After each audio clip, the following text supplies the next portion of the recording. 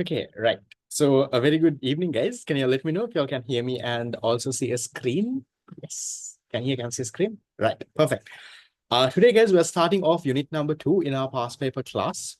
So I think you have some idea about what we are doing. If this is the first class for anyone, just a quick summary. What we're doing is we're doing past papers. We're doing the past papers unit wise. We have finished all the unit 1 past papers. We are now moving into the past papers of unit number 2. Now, to make the things easy for you, what I have done is I have broken unit number 2 into 3 areas. You have demand, that is focus area 5. So focus area 1 to 4 was unit 1. So demand is focus area 5. Supply is focus area 6. Market equilibrium is focus area 7. So I have broken unit 2 also further into smaller parts. So it's easy for you. Then you can study a part, do all the questions relating to that part. Now, today what we'll do is we'll start off with focus area 5. Those are the questions from from demand. Now, focus area 5, Lama, you all would have seen was a little long. There was a lot of MCQs and there was a lot of essay questions as well. So we'll try our best to do as much as possible. We'll see if we can get the essay questions done as well. If we can't get the essay questions done, we'll at least finish the MCQs off. Now, how many of you all at least did the MCQs? I think there was close to around 50 MCQs from this area itself. At least the MCQs, essay questions, leave it aside. Took some time, did the MCQs. Yes. Focus area 1 to 5 is over, Lamai. That is unit number 1. We have done that. That's what we have been doing so far. Good. Right. So we'll start with the MCQs. We'll see how things go. And let's see what happens. Now, I wanted to give you all a bit of an idea of the results of the 2024 batch as well, especially to motivate y'all, to let y'all know that y'all can also get here at some point. So I'll share my screen and I'll get started. I just want to keep this on the screen. The island and the district ranks. These are just normal students, just like you, who would have also been there in class, listening to me talk about a past paper class, do my fast track class, just do my normal thing. They were also just normal people, just like you. So let me, right, okay, so we'll get started. I'll share my screen and we can get started. Okay. On. Let me share my screen.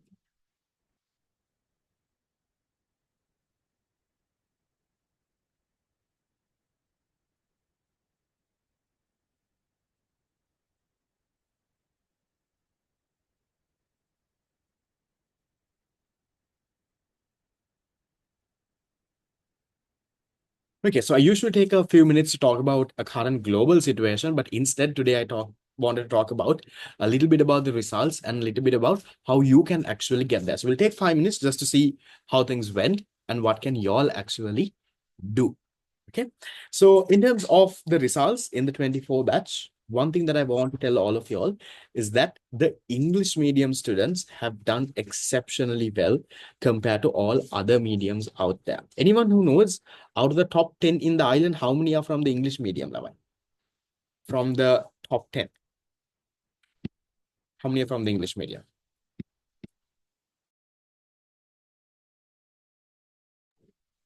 How many? So there is 6 students of the top 10 who are in the English medium. Now, if you actually take my commerce as a subject, there is roughly around 50,000 students doing commerce.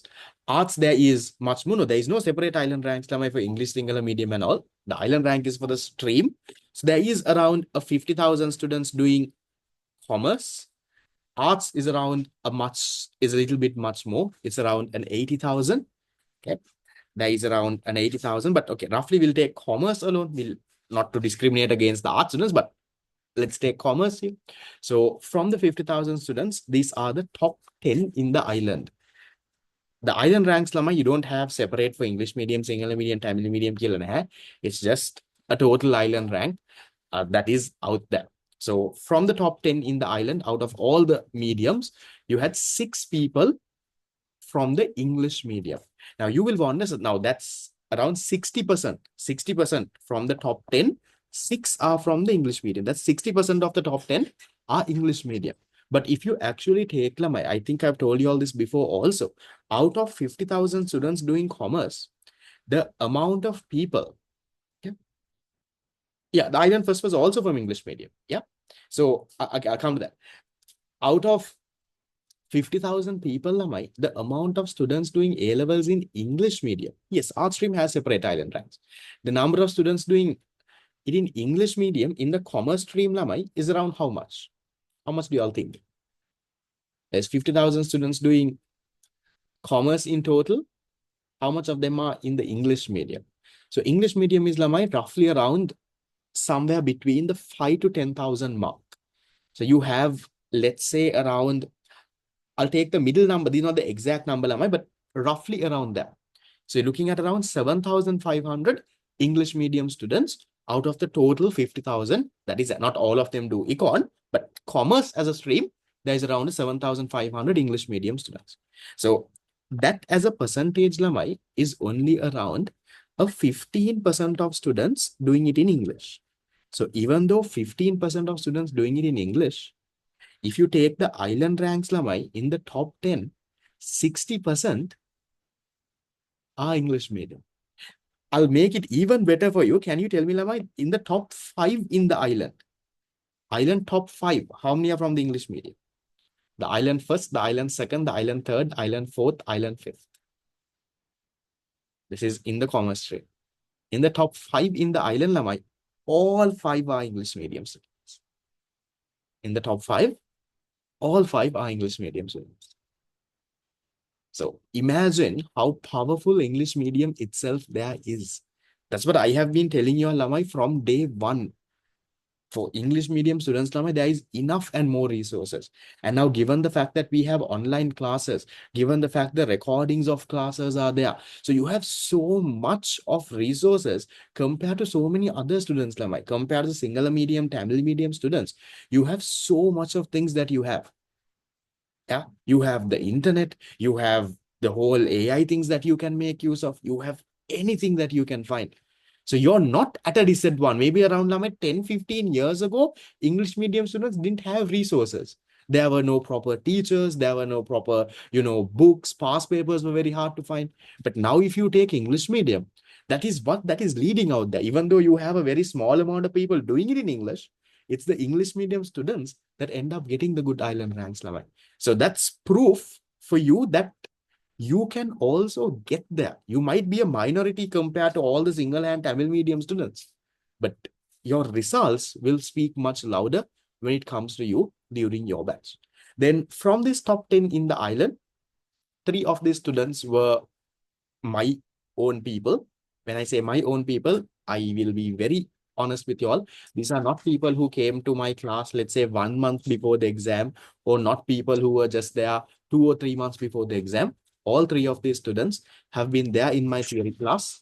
They have been there in my fast track programs. They've been there in the revision classes. They've been in all of this.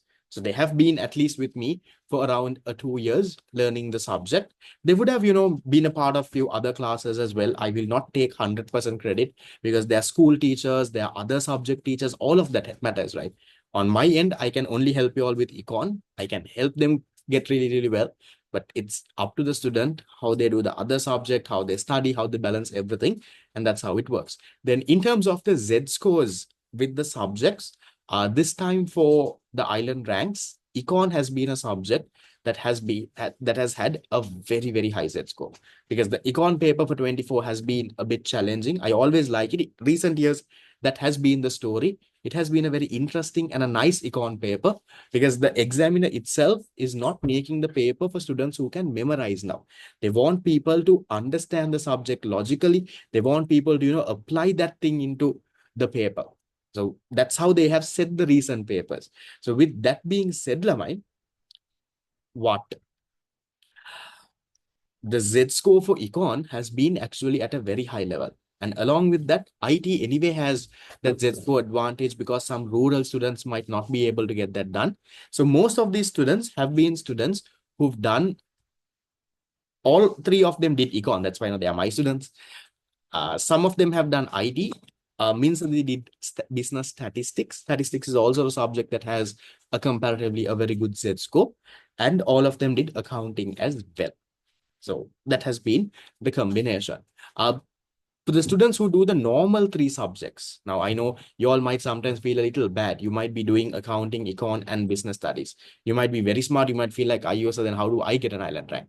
It's not an issue, Lamai. So if you take the island 10th in the country, that was someone who did the normal three subjects. The island 14th was someone who did the normal three subjects. So there are students, Lamai. It's not that it is impossible to get an island rank just because you do the normal three. So don't worry a lot about that. You work on whatever three subjects you are doing. You can't change subjects. Now, Nilamai, you work on whatever subjects that you're doing and work really, really hard in whatever that is. Yes, the island fifth is my sister. That's Amila. That's my own sister. I had twin sisters. One was island fifth. The other one was island 202nd. That's also a pretty good island rank. But since the competition in the fly is so high, I did not include. My other sister would have been, she did the normal three subjects. This one did IT, econ, and accounts. The other one did business, econ, and accounts. And that's the subjects. I never pressurized them on what subject to choose. They just did whatever they liked. And that's what they got. Then that's about the island ranks. All of y'all can believe, all of y'all can get there. And then in terms of the district ranks, there are much more, but because most of my flyers, I am the one who design it. So I don't have the time to sit and design a lot of flyers. So what I did is I just made a flyer with only the top 10 district ranks. Now, if you take an island rank, the top 200 in the island, then I usually say the top 200 in the island are equally as good as the first person in the island. It's just that, some careless mistake, some, small things over here that goes with the Z scores. That is what makes the difference. So if you can come, you don't have to come among the top 10 level. If you can come among, let's say, top 200, top 300 in the island, you're equally as good as the first. Aim for being the first, that's fine. But remember, even if you end up as the island 200 student, you're equally as good. It's just that on that day, you made a small careless mistake. Some khana shot went wrong. That is what would have happened. So then in terms of the district ranks, there are 8 students among the top 10 in the districts, different districts. Colombo, there is Kandy, there are a few people from Nuwara, Gampaha, Kuliapitia. Kuliapitia, I think, falls under Kurunagal. I'm not very sure. So multiple districts. There have been students who've done pretty well. Again, most of these are my students. The district 6th over here, I don't have to lie to any of y'all. She was only a student who came to my past paper class. I did not teach any theory or anything. So I have mentioned that in the flyer. I have mentioned here, student of the past paper class only. Because probably she would have gone to theory for some other class. She would have learned somewhere else. So I will not take 100% credit there. Just being very honest, very open with the results, because I don't usually publish any other teachers' results as my own students. I don't want to do that. Okay, right. So this is a bit of motivation that you can also get there, Lamai. Stick to your plan, work hard. The little by little, the work that you put will count. To get maybe a Z score over 2, you can't say exactly how much of marks you should get, but at least I'm looking at 390s if you want to get a Z score above 2. That's what I'm thinking. That's what I have in mind. It can change. It can change based on the subject. It can change based on how hard the paper is that year. So there can be so much of things. Now, I want all of you, Lamai, whether you get this or not, that's okay. Work for it. Work hard for it, Lamai. Have that goal that in 6 months, when your exam comes, your exam looks like it's in the start of November. Now, this is the start of May, a very nice month. So with 6 months to go, target, Lamai. Target a good rank. Say that, you will get there. Whether you actually get there or not, Lamai, that's okay. At least when you get your result, you can be proud. You can be happy. I worked for it. I did all what I can. I did my best. So that is what you did. Okay. So work for it, regardless of what your current level is, Lamai. I know so many of y'all are in different levels right now. So you work hard, you can get there. And again, all of these students, Lamai, are just normal people like you. They are not extraordinary people who study 24/7 or any of it. Never. Now, even if you take my sisters, for example, yes, I'm not saying they did not study in a way. They studied, but I know how much they studied. Just like normal people, they would have now, even in the fast track, I give you a study plan. Allocate around 2 hours a day for a subject. That's the amount that they also would have studied. They did not wake up at 3 in the morning and study until 3 in the night. Never.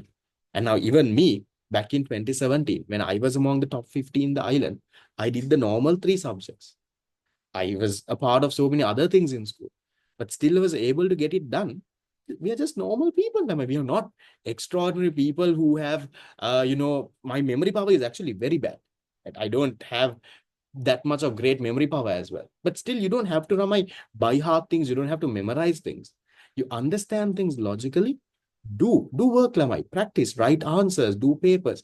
Have that discipline when you all are working. That's what I want most of you all to do. Because now that's why even in the fast track program, I give you a plan. I give you a daily plan. Do this, do this, do this, do this, do this. And it's not an unrealistic plan. It's a plan that takes around 1.5 hours, 2 hours a day. And now with 6 months to go, Lamai, you should be at least allocating around 2 hours a day per subject. So that's around 6 hours roughly for studying.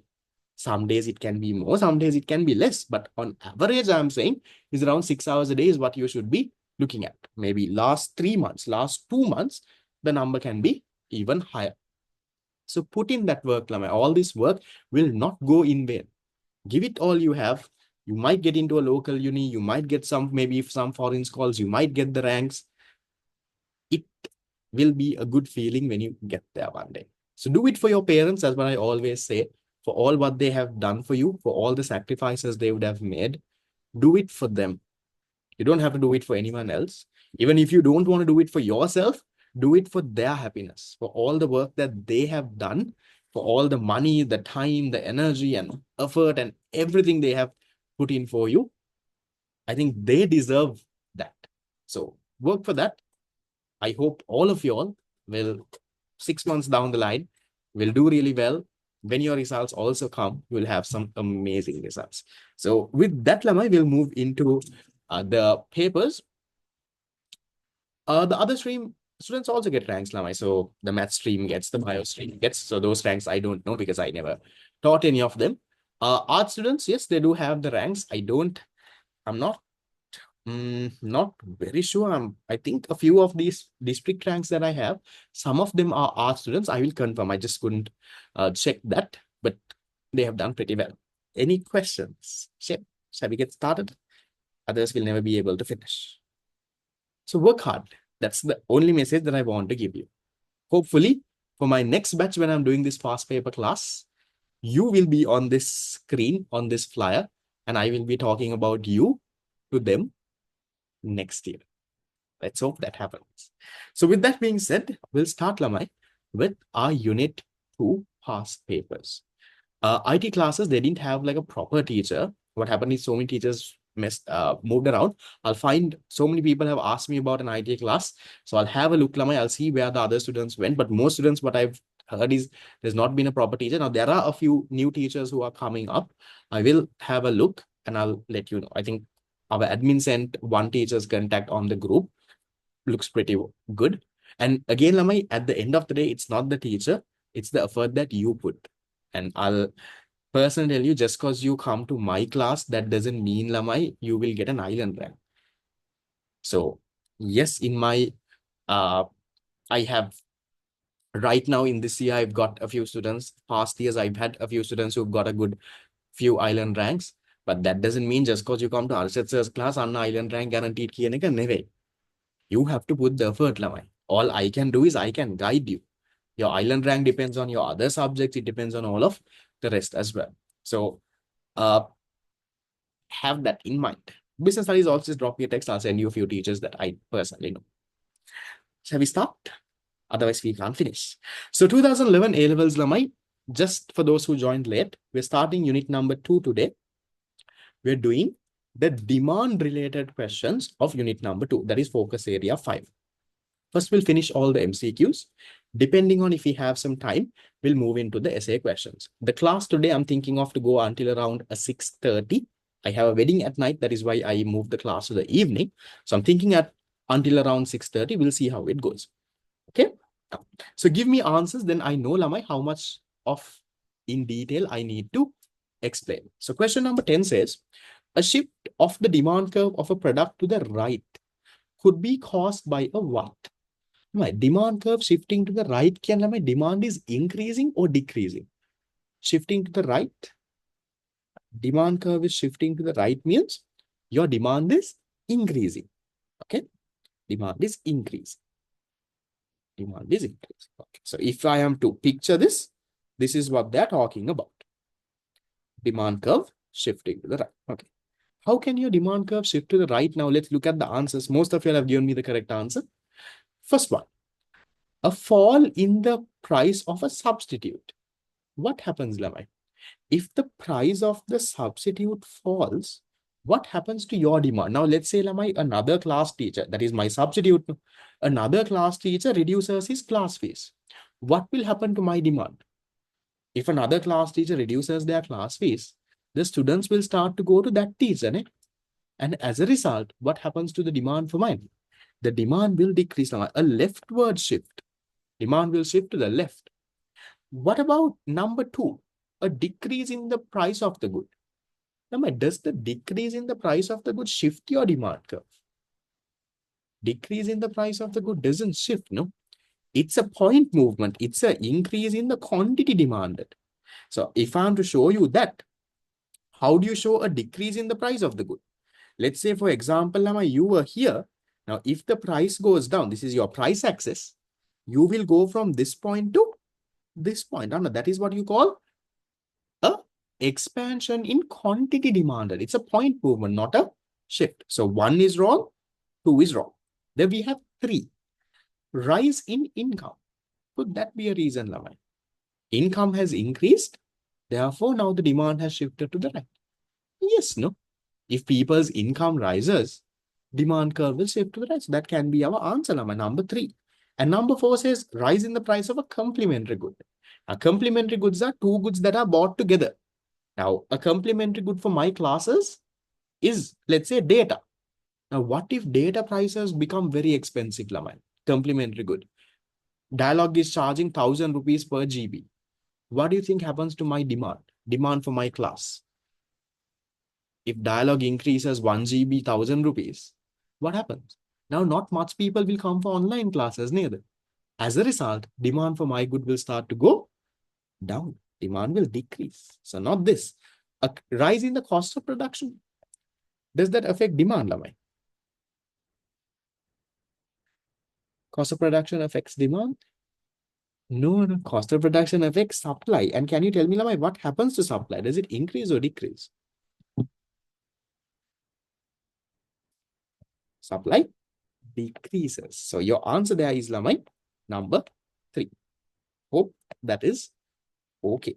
And one more thing, Lamai, I think I've got a question from, I've got a lot of people also what I'm doing in class right now. I'm doing a fast track program. It's not my theory or my revision class.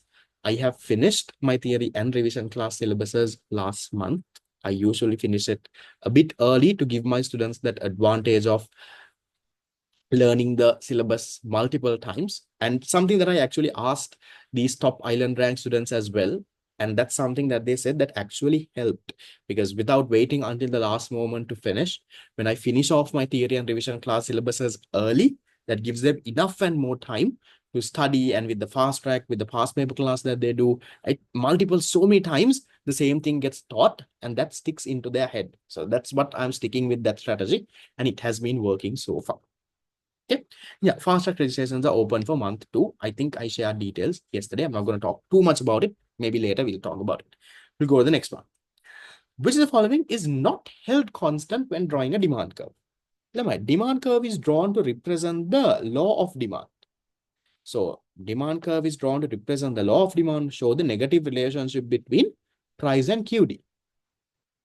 Cost of production is not a determinant of demand. So here, how does it work? What is not held constant, Laman?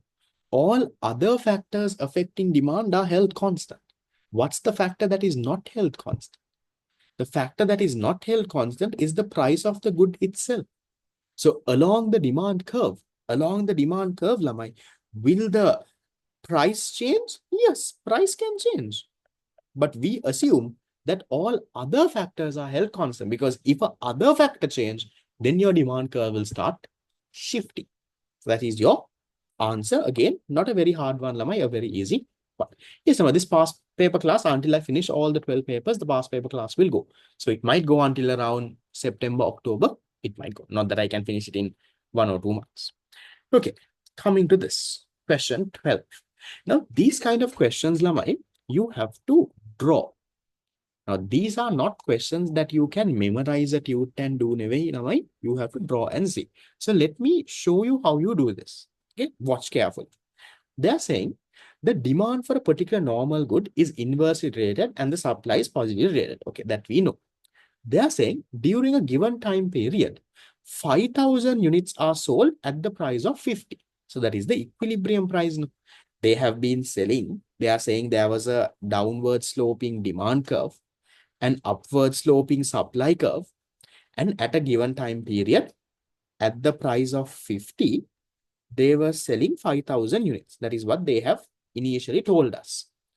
Now they are telling us, Lamai, listen, now they are telling us, during a latter period, 8,000 units are sold at the price of 60.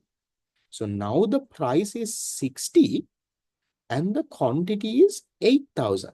So if I am to put that in the graph, that means Lamai, somewhere here, this black color X that I'm marking. Now they are selling 8,000 units at the price of 60. That means Lamai, now there is an equilibrium at that point. So can you tell me, just try to picture this. How can you get an equilibrium at that black X? Which curve should shift where? How can you get an equilibrium? Equilibrium, demand and supply should intersect. Which curve should shift where for you to get an equilibrium at that point X?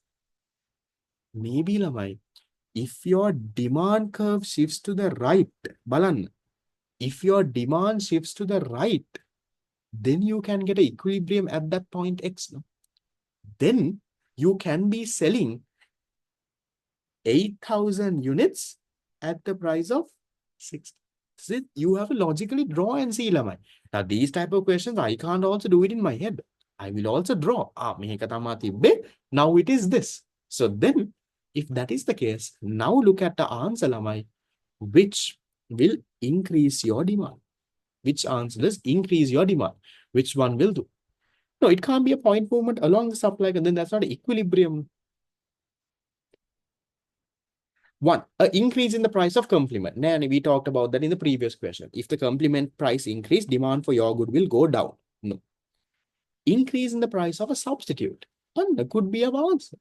So if another class teacher increases their price, what happens to the demand for my class? Demand for my class increases. Rightward shift. So that can be your answer level. So 5,050 as equilibrium because they are saying the quantity is sold. So sold can that amount has to be supplied, amount has to be demanded. That is what sold means, Delamai. Sold can someone is supplying that amount, someone is buying that amount. Yeah. Now, then one is not the answer. Why? One is wrong because if the price of complementary increase, demand will come down. No? Demand will shift to the left. Then you can't have equilibrium at that point. Then impose your sales tax, that will reduce your demand or supply. Increase in the productivity of inputs. That is your supply increasing, Lamai. So if the productivity of your inputs increase, then supply will increase. So if supply increases, Lamai, look at the diagram. Supply shifts to the right, then you will have equilibrium over here. This red color ball that I'm highlighting. That is where your equilibrium would be.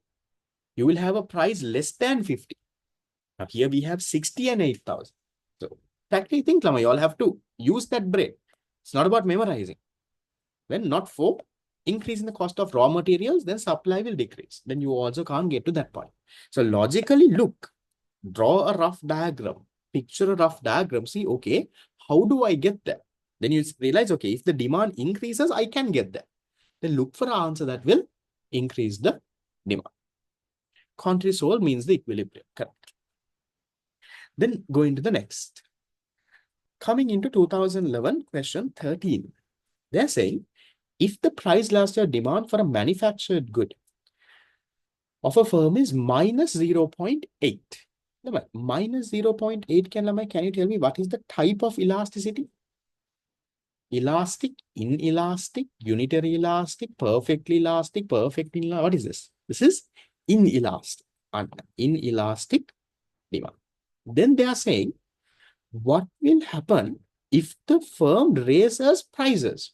Now, you all know my price into quantity demanded is only the firm's total revenue.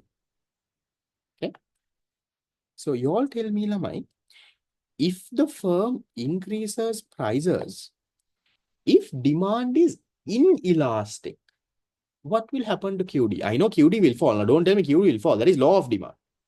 Will QD fall a little or will it fall a lot? What is inelastic, Lamai? Fall a little or fall a lot? Little or a lot? Inelastic.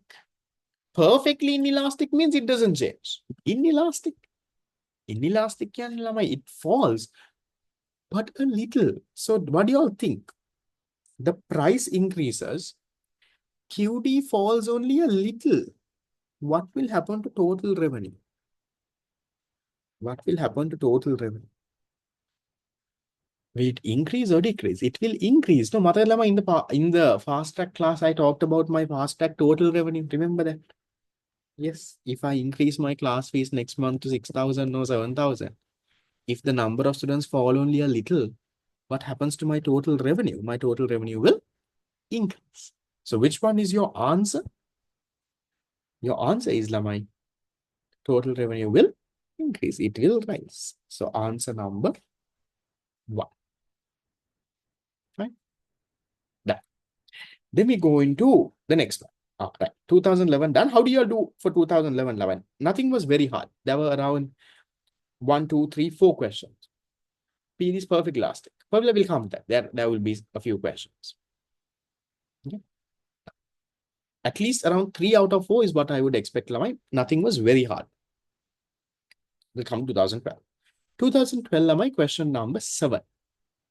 They're saying the diagram above shows market demand for good X. A movement from point A to B would most likely be caused by. Now, this is an interesting question. The moment you see this lemma, you will realize movement from point A to B. So that means maybe right now this is this one. So going from A to B here, and maybe what should happen is the price of the good has to fall. That then you can go from, let's say, point A to point B. But is there any answer that talks about the price of the good falling here? Is there any answer like that in the 5 options? There is no answer that talks about the price of the good falling. No? So, Lamai, what are they talking about here? Maybe, what are they implying, Lamai?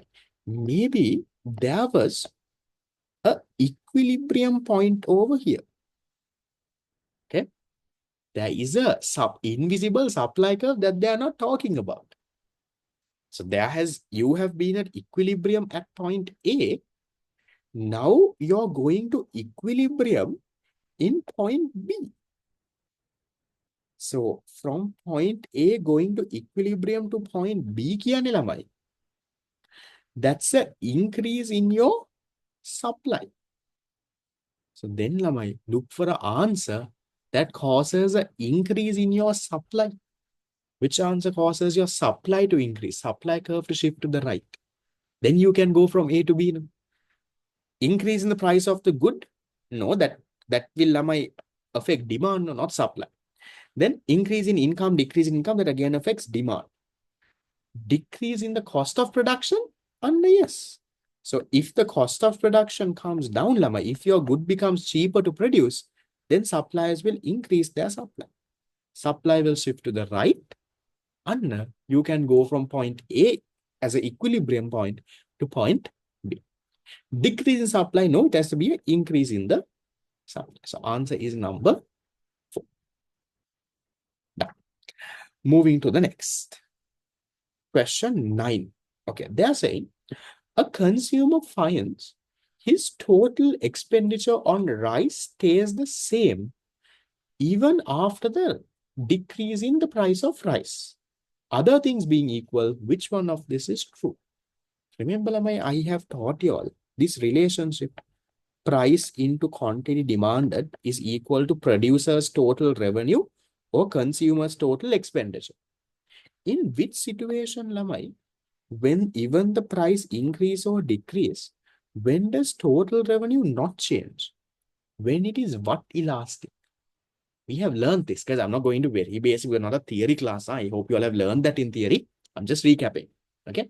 When does total revenue or consumer's expenditure not change, Lamai? When it is unitary elastic. When it is unitary elastic. So, for example, in this situation, what would have happened, Lamai? Let's say the price increases. The quantity will also fall by the same amount. It's unitary. Price increase by 10%, quantity falls by a 10%, let's say. So as a result, Lamai, what happens is the total revenue of the producer or the consumer's expenditure doesn't change. So remember, when it is unitary elastic, now that knowledge we will use in future questions also. When it is unitary elastic, if the price of a good increases or decreases, the total revenue, quantity demand, total revenue of the producer or the total expenditure of the consumer will not change. It won't change. That is what they're asked. That is what they're testing. They are saying the price of rice has increased. Sorry, price of rice has declined, but still consumers' expenditure has stayed the same. Why? So even if the price of rice has declined, QD would have increased by the same amount. So therefore, expenditure would have not changed. So which one is our answer? Number 1, 2, 3, 4, 5. Number 5. Consumer demand is unit price elastic. Remember, unit price elastic is unitary elastic. Don't get scared just because they give you a little bit of a different word. Then going to the next. Okay. This one I have typed a few things also to make the job easy for me. So question number 11. They're saying if the income elasticity of good X is negative and the cross elasticity of between X and Y is negative, what must be true? So we'll just first look at the classification. How do you classify goods based on XED and YED? Yeah, unit elastic rectangular hyperbole. So based on income elasticity, if your income elasticity is positive, Lamai, we call the good a normal good. Positive means more than 0. More than 0. That's what you call a normal good. Elasticity, I'll come when we come to a question. Okay. Then, if your XCD is positive and also greater than 1, we call that a luxury. Positive but less than 1, you call it a essential good or a necessity. Then, if your YED, income elasticity, is negative, then the good is Lamai, a inferior good. That's how you classify. Those basics you should be knowing now. Then based on XCD, cross elasticity of demand. If your XCD is positive, we call the two goods substitutes. Positive greater than 1 nang close substitutes. Positive less than 1 nang distant substitutes. If it is negative, we call the two goods complementary. And then also PED, not that it's a classification, but you should know if your PED is negative, it is complying with the law of demand. The law of demand says there's a negative relationship. So if the PED is negative, it should either be a normal good or it has to be an inferior good because both of these goods comply with the law of demand. Then if you take a positive PED, now PED is positive, it is going against the law of demand. So what type of good is that? That would be a given good. So just a broad classification there. Does X and YD have elastic graphs? No, there are no graphs like that. Then we'll come into this question. This question is saying income elasticity is negative. What does that mean, Lamai? Can you all, based on my breakdown, can you all tell me YED is negative?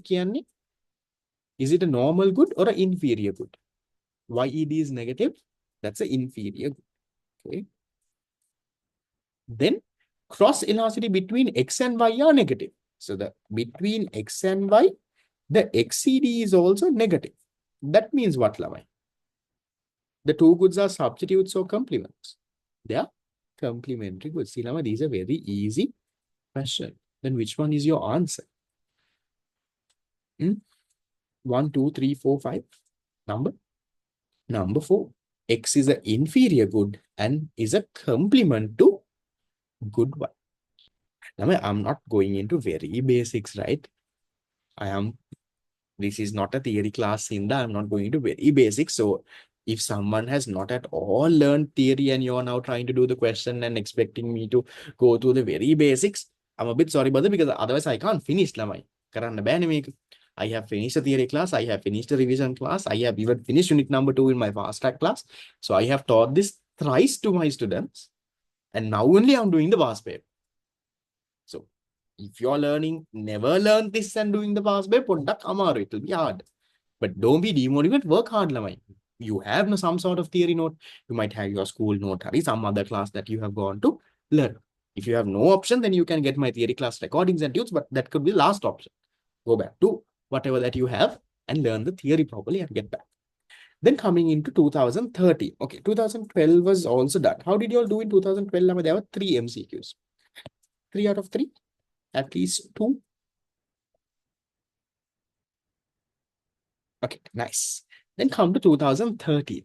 Now, 2013 is saying the table below shows cross-elasticity of demand for products of 5 companies. According to this information, the company that has the greatest market power. Now, I told you, Lamai, if your XCD is positive, the 2 goods are substitutes. Okay. 2 goods are substitutes. If it is positive and if it is greater than 1, I told you they are close substitutes. If it is positive and less than 1, then they are distant substitutes. Now, can you all tell me, Lamai, for you to have market power, now what is market power? Market power is the power you have, Lamai, to charge whatever price you want, do whatever you want. So for you to have market power, Lamai, should you have close substitutes or distant substitutes? When do you have market power? When can you do whatever you want? You can do whatever you want if you have distant substitutes. No? Now think, Lamai, I am the only English medium econ teacher. The other people are single medium or Tamil medium. That means they are distant substitutes. So then I can do whatever I want. I can charge whatever price I want. I know all the English medium students will somehow come to my class. But if there are 100 English medium econ teachers just like me, then do I have market power? No. If I increase my price, people will soon go. If I do something else, people will soon leave and go. So for you to have market power, Lama, you need to have what? You need to have distance up. That means your XCD has to be less than 1. Now, if you look at this now, there are 2 answers that have a XCD less than 1. Company D and company E. Which one do you think has the most market power? The more distant it is, the lesser your XCD, no? The closer your XCD to 0, that means your substitute is even more distant. Yeah, the higher your XCD, the closer the substitute. The lower your XCD, the distant the substitute. So which one is much lower? It's company E. So you go with the lowest. So that's answer number 5. Now, what if this question asks you, which one of these companies is your closest competitor or is your closest substitute? Then what would be your answer? Company said, which of these companies or which of this one is your closest competitor? Then it would be A. So A would be the one that is your closest competitor or your closest substitute. Fine. Where the XCD is the highest. Done. Now, so XCD is more than 1, you are a close substitute. So you see whatever that is more than 1, the highest that it is, that means you're even close. The more closer you are, the higher your XCD would be as a substitute. Then we'll move into question 8. See, same thing that they tested before, Lama. Total revenue of a firm will decline when? So this is the relationship. No? Price into quantity demanded is total revenue. Okay, so when will total revenue decline? We'll go one by one. First one.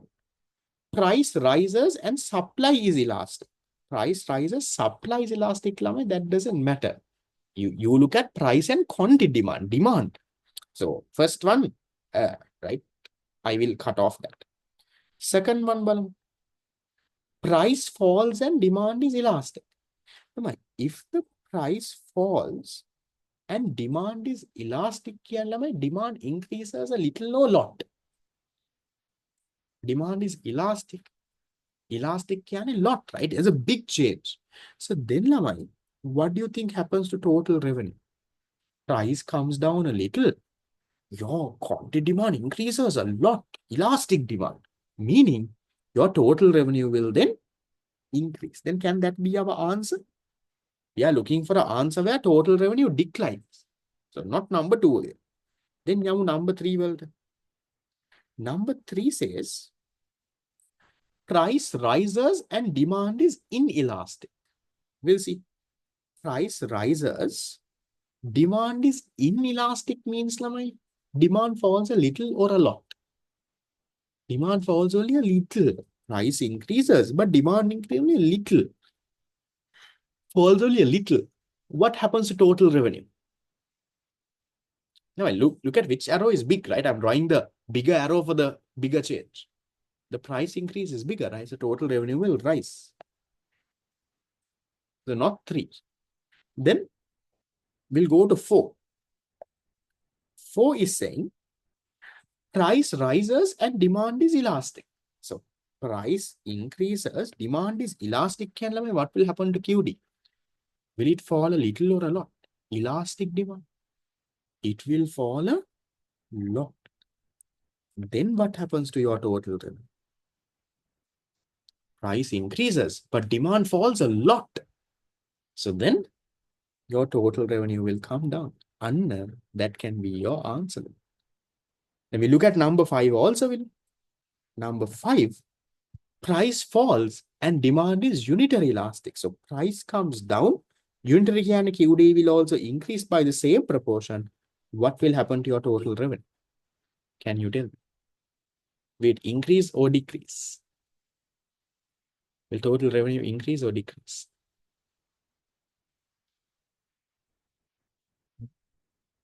Total revenue will not change. We learned this in the previous one. Now, don't make that mistake. If it is unitary elastic, it does not change. Right? It does not change, even if price increases or decreases. So that is wrong. Why is the first one wrong again? First one, we will not look at supply. That is, they're saying supply is elastic. When you talk about total revenue, we look at price and quantity demanded, not quantity supply. Second answer, QD will decrease. Why will QD decrease? If the price comes down, QD will increase. My basic law of demand. Don't forget law of demand, right? When the price increase, QD will come down. When the price comes down, QD will increase. That is law of demand. That is there. When you connect with elasticity, you just look at by how much does it increase. Increase a little or lot. So have a basic idea. Right. So answer is number 4. Done. A perfect elastic, it will go to infinity. So when price falls and demand is perfect elastic, then it will go to infinity. So they won't give things like that. Demand elastic means QD will rise. No, demand is elastic doesn't mean QD will rise. You have understood the whole elasticity concept wrong. No, okay. This is for the very basics people who don't know elasticity. Now, what is inelastic? Remember, inelastic means when the price changes, the demand changes only a little. Inelastic doesn't change a lot. So if the price increase, QD will decrease a little. If the price decreases, QD will increase, but only a little. That is what you call an inelastic demand. Then what is elastic demand? Elastic when the price changes, demand changes a lot. There's a big change in demand. So if the price increases, QD will fall a lot. If the price falls, QD will rise a lot. So price falling, QD rising, that is law of demand. But elasticity is about how much it will change. Will it change a little or will it change a lot? So inelastic means it changes a little. Elastic means lama, it changes a lot.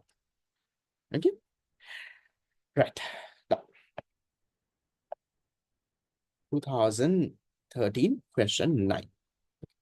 Question 9 lama is an interesting question. They are saying X is an inferior good. Okay. A decrease in income will. Okay. Say lama, take an inferior good. Now this kind of question, you can't lama, draw the diagram and figure out. If you draw a diagram and figure out, you will get a wrong answer. Okay.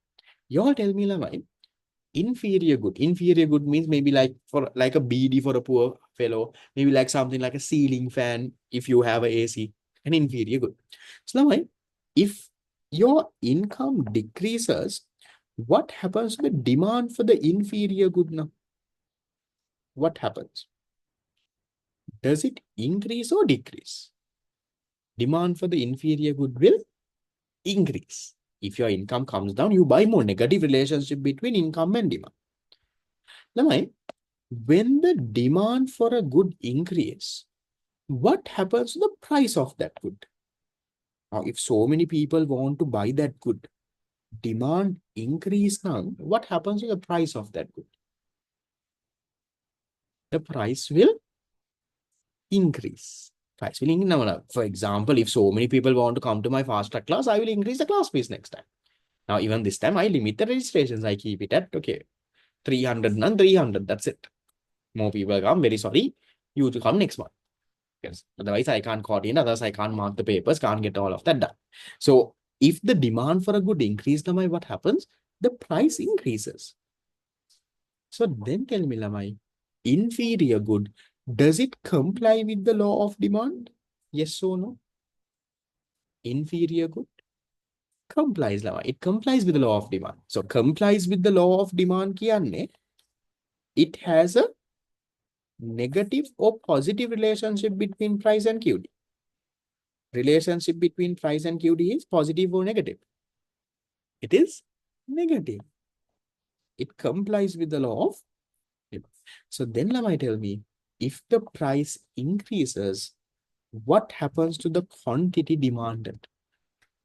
What happens to the quantity demanded? Quantity demand will decrease because why? An inferior good complies with the law of demand. And now look for the answer that talks about all of this. Increase in the demand, increase in the price, decrease in the quantity demanded. Which answer talks about all of this? 1, 2, 3, 4, 5. Answer 3. Okay. Yes, one more thing. I wanted to do this in the fast track class. Okay. Marking scheme is 5. It has to say, can you check the marking scheme level? 2013. 5, there's a different approach. Okay, I'll go through 5 also. Okay, before that, the point that I was going to say, for the fast track class, what I was trying to do is, now, next week you have your first mock paper from unit 1 to 3. Just to make it a little bit more interesting, in that mock paper, I will get you to write your district as well. Now, usually I make a top 10 flyer. I will have the unit-based top 10 flyers soon. But what I thought of doing is having the top scorer from each district. Given that I have an online class, I have students from all around the country now. So we'll see who can come among the top in each of their districts. Also, we'll see. So when you're submitting your answers, you'll have to select which district you're from. I will coordinate and I'll let you know. Then I can see, okay, from Colombo district, who is the best and this and that. So, Lamai, the same question, there's another way of getting this done. Okay, that you can do, Lamai, using a diagram. Okay. So what you can say is, you can say it this way. Lamai, if you draw a diagram, let me draw a diagram for this. Take the demand and the supply. This is your equilibrium price, equilibrium quantity. Now, Lamai, inferior good, if income decreases, what happens? Demand for the inferior good rises. So that is a rightward shift of your demand curve. Demand for your inferior good goes up. When the demand for your inferior good goes up, you can see the equilibrium price increases. Demand increases, equilibrium price increase. And also you will see the quantity. This is not exactly quantity demanded though. Okay, it's the equilibrium quantity that increases. Can all of you all check and remember? This was a question that was debated in the marking as well. I went with one explanation. Does all of your books say number 5? No, right? Some of your past paper book says number 3 as well. It says 3, no? I think some past paper book says 5. Some past paper book says 3. Okay. Because this was a question that was debated. Okay, that was debated. Some people were saying, I'm trying to show you both approaches. Now, if you go using this diagram approach, you get number 5. Okay. If you do it using the diagram approach, demand curve will shift to the right, price increase, equilibrium quantity increase. Then you can say quantity demand and quantity supply is equilibrium. Therefore, number 5. If you go through this logical approach that I explained first, then you get number 3. You can say, look here, if income decreases, demand will go up. If the demand for a product goes up, then the price goes up. Now, inferior good complies with the law of demand. Price goes up here, then quantity demand has to decrease. Then you will get number 3. Now, that's why there is a confusion there. I'm explaining both the ones. So, most likely, I'm not very sure how the marking went in 2013. This is around 12 years ago. No? So, what would have happened is they would have given marks for both because it is a debatable one. In my opinion, I feel the most correct is number 3. But I am not saying 5 is wrong. That's why I explained 3 first. Because the question is saying quantity demanded and not equilibrium quantity. If the answers had equilibrium quantity, then I would go with number 5. If the answer said increase in demand, increase in price, increase in equilibrium quantity, then I will definitely go with 5. I'll say 5 is more correct. But because the question is worded and the question says quantity demanded, I feel 3 is more correct. But that is not an issue. You can go with 3 and 5. Past paper books also say different answers, but I'm explaining both. Is that clear, Lamai? Did you all get the whole story with it? It could be this or it could be this. Depends on how you do it. Category of inferior good, that is a well or demand. Yes, those are called given goods. Now, going to the next question. 7. Demand equation is given. What is the PED when the price is 10? What is the PED when the price is 10? So you have PED, that is your minus B component. Even option 5 is okay. Minus B into price over QD. Can you tell me, Lama, how much is your minus B here? That is change in QD, change in P from your demand equation. Minus 8. That is your minus. Okay. Then price is 10. Now to calculate PED, Lama, you don't have the QD. Now your equation is incomplete. So then first what you will have to do, you will have to see, Lama, at price 10, how much is the quantity demanded? How do you do that? Substitute the demand equation. QD is 200 minus 8 into 10. Then 8 into 10 is 80. 200 minus 80 is 120. So you calculate that. Now come back and put that over here. Okay. See how I got all the numbers for my equation. Now you simplify, Lavai. How much do we get? Minus 8 into 10 divided by 120 minus 0.66. Don't forget the minus. To be more correct, you have to have that minus there. So minus 0.66. So your answer is not number 5. Your answer is number 2. To do again, Lama, there is nothing big here. I'm just writing the PED equation. That's minus B into price over QD. Minus B I'm taking from the demand equation. Price I'm taking from the question. The QD, I'm substituting the demand equation and I'm getting the QD. And then I put all the numbers, I simplify it and I get. Yes, how many of you all went with number 5 here, Lamai? Went with plus 0.66. That was a careless mistake you would have made. Be careful. The B component is always minus, Lamai. It's a minus sign. See those small things, Lamai, you correct karaganda. That's the whole point. Now, these past papers, Lamai, like I always said, even if you get 0 out of all of this, that is okay. But learn how to do this. How did sir do it? Why am I wrong? Why is this option wrong? Why is sir saying this is correct? If you learn that, Lamai, then next time you can get it right. That's the whole point of doing questions, no? This is not a competition to get everything correct, no, man. I'm not giving any of you all a award or anything.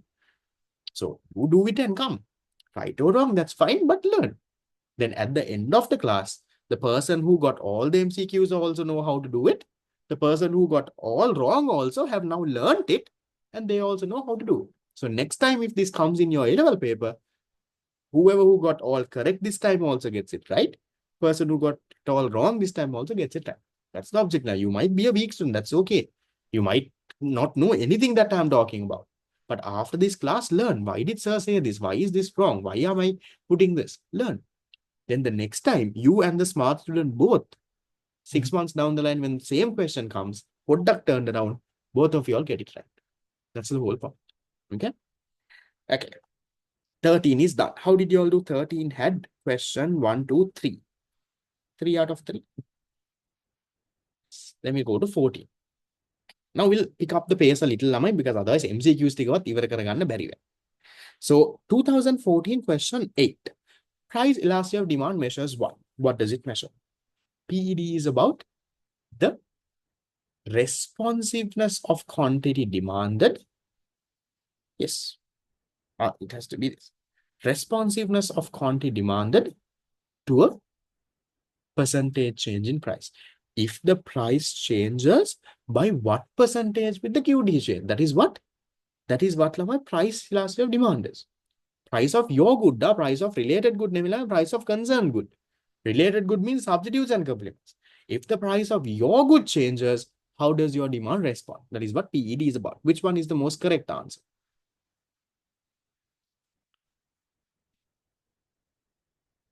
If income increases, will the price QD decrease? I'm not very sure what your question.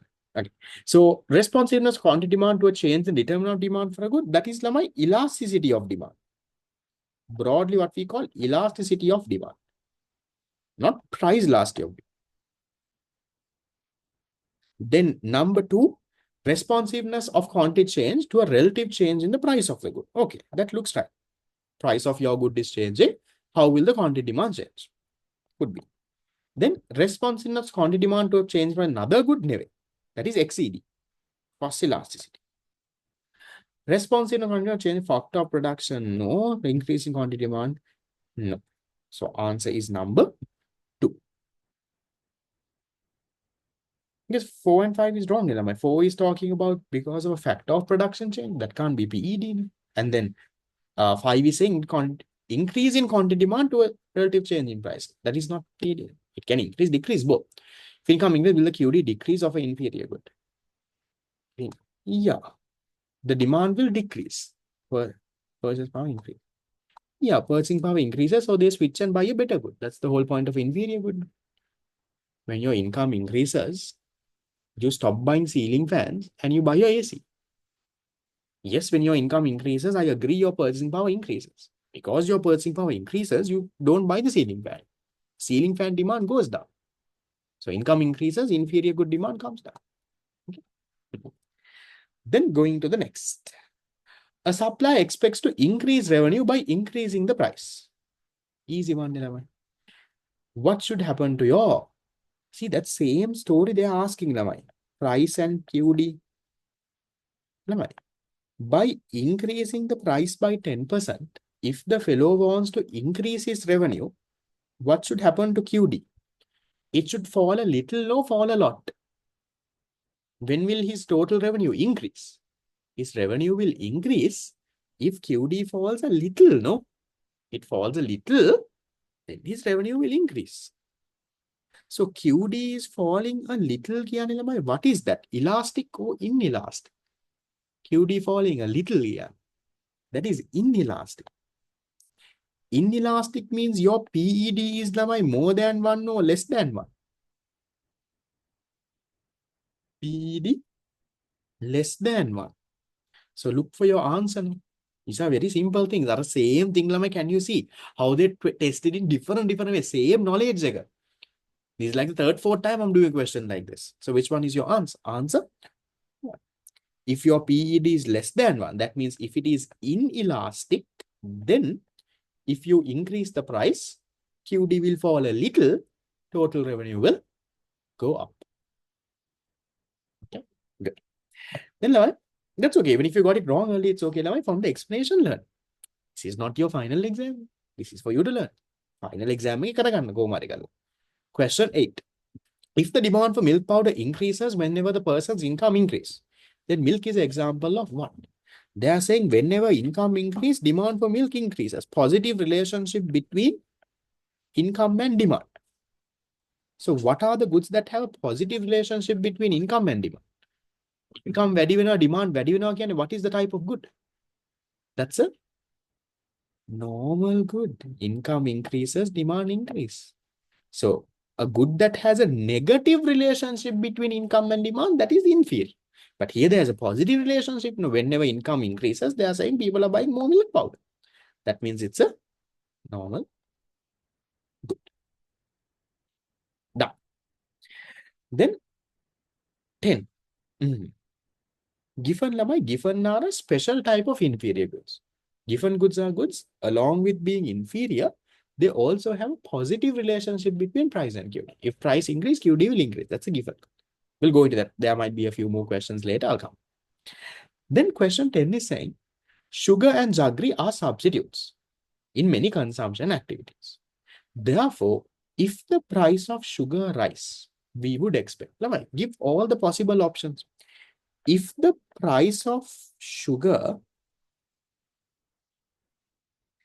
increase, what will happen to the quantity demanded of sugar?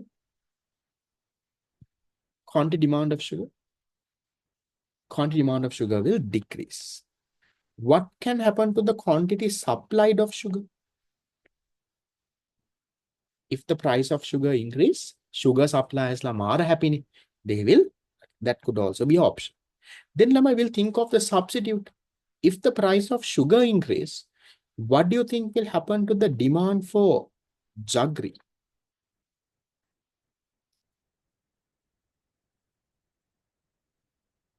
Now, they are substitutes. Sugar is expensive now, then people will stop buying sugar because price of sugar went down.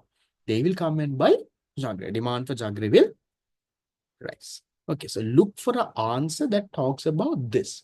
If it is sugar, it has to be quantity demand, quantity supply, because the price of sugar is changed. If it is jaggery now, it has to be a demand for jaggery that is changed. Which answer talks about this? Be very careful with the demand, quantity demand, all of that. We'll see answer 1. Demand for jaggery to increase. Yes, that's what I just said over here. Answer number 2, demand for jaggery decrease. No, it will increase. Quantity demand for jaggery, no, right? Remember, not quantity demand for jaggery. What is the difference now? That is a very basic area. When the price of the good changes, we call it a change in quantity demand. When a other factor changes, we call it a change in demand. So price of sugar is changing. It's a drop in quantity demand for sugar. But for jaggery, it's not the price of jaggery. No. For jaggery, it's another factor that is changed. So for jaggery, it's a demand for jaggery that gets affected. Those basic parts you need to know. So not this. Price of jaggery decrease. No. Demand will increase, price will go up. Quantity demand for jaggery to increase, not quantity demand. It has to be demand for jaggery to increase. How many people got this right, Lavai? Oh, made a careless mistake, switch the quantity demand and patla got it wrong. Be careful. What are they testing here is, do you know the determinants? Along with the determinants, do you also know the difference between change in demand and versus a change in quantity demand? That is what they're trying to test. That's what they're doing. The previous question answer was number 5. Then 15 is done, 10 is done. Then we go to 11. Okay. Interesting question. Now, suppose that the price last of demand for coconut is -1. Now, PED is 1 minus, so minus, we don't, when interpreting, we ignore the minus. PED is 1 kya what elastic? It is unitary elastic. They are giving that lamai for a reason. Huh? Unitary elastic. Then they are saying when the price is 60, quantity demand is 500. Okay, they are saying when the price of a coconut is 60, QD is 500. They are asking us when the price of a, what will be the price when the QD is 60, 600? They're asking what is the price. Now, this type of question, Lamai, when PS is 0, when price increases, total revenue will increase. PS is 0. Yeah, perfectly elastic. So they're asking you this. How many of y'all might try to do this question with the PED equation? You try to put some numbers here and there and you try to do something. Thing is, Lama, you can't do it. You can't do it like that. Because, Lama, this is a unitary elastic one. A unitary elastic demand curve. Right? I'll teach you the logic behind this. A unitary elastic demand curve, Lama, what is the shape of it? What is the shape of unitary elastic demand curve? Shape of it is a rectangular hyperbola. Do you have a linear straight line slope? Do you have like a straight line slope? No. So then, Lamai, this entire equation is wrong, Lamai. This PED equation, the point PED equation, you assume change in QD, change in P. That is the slope, right? You assume that it's constant. You draw. So you can't, when it is unitary elastic, Lamai, you can't do it. You can try arc PD, but then again, you don't have information to do all of that. So what knowledge should you use then? We talked about this in one of the previous MCQs also. What knowledge should you use? Remember, Lamai, that price into quantity demand equals total revenue. Matakada, that knowledge. That is what you should use. Lamai, how much is the total revenue before? Price is 60, QD is 500. 500 into 60 kiyat. 30,000.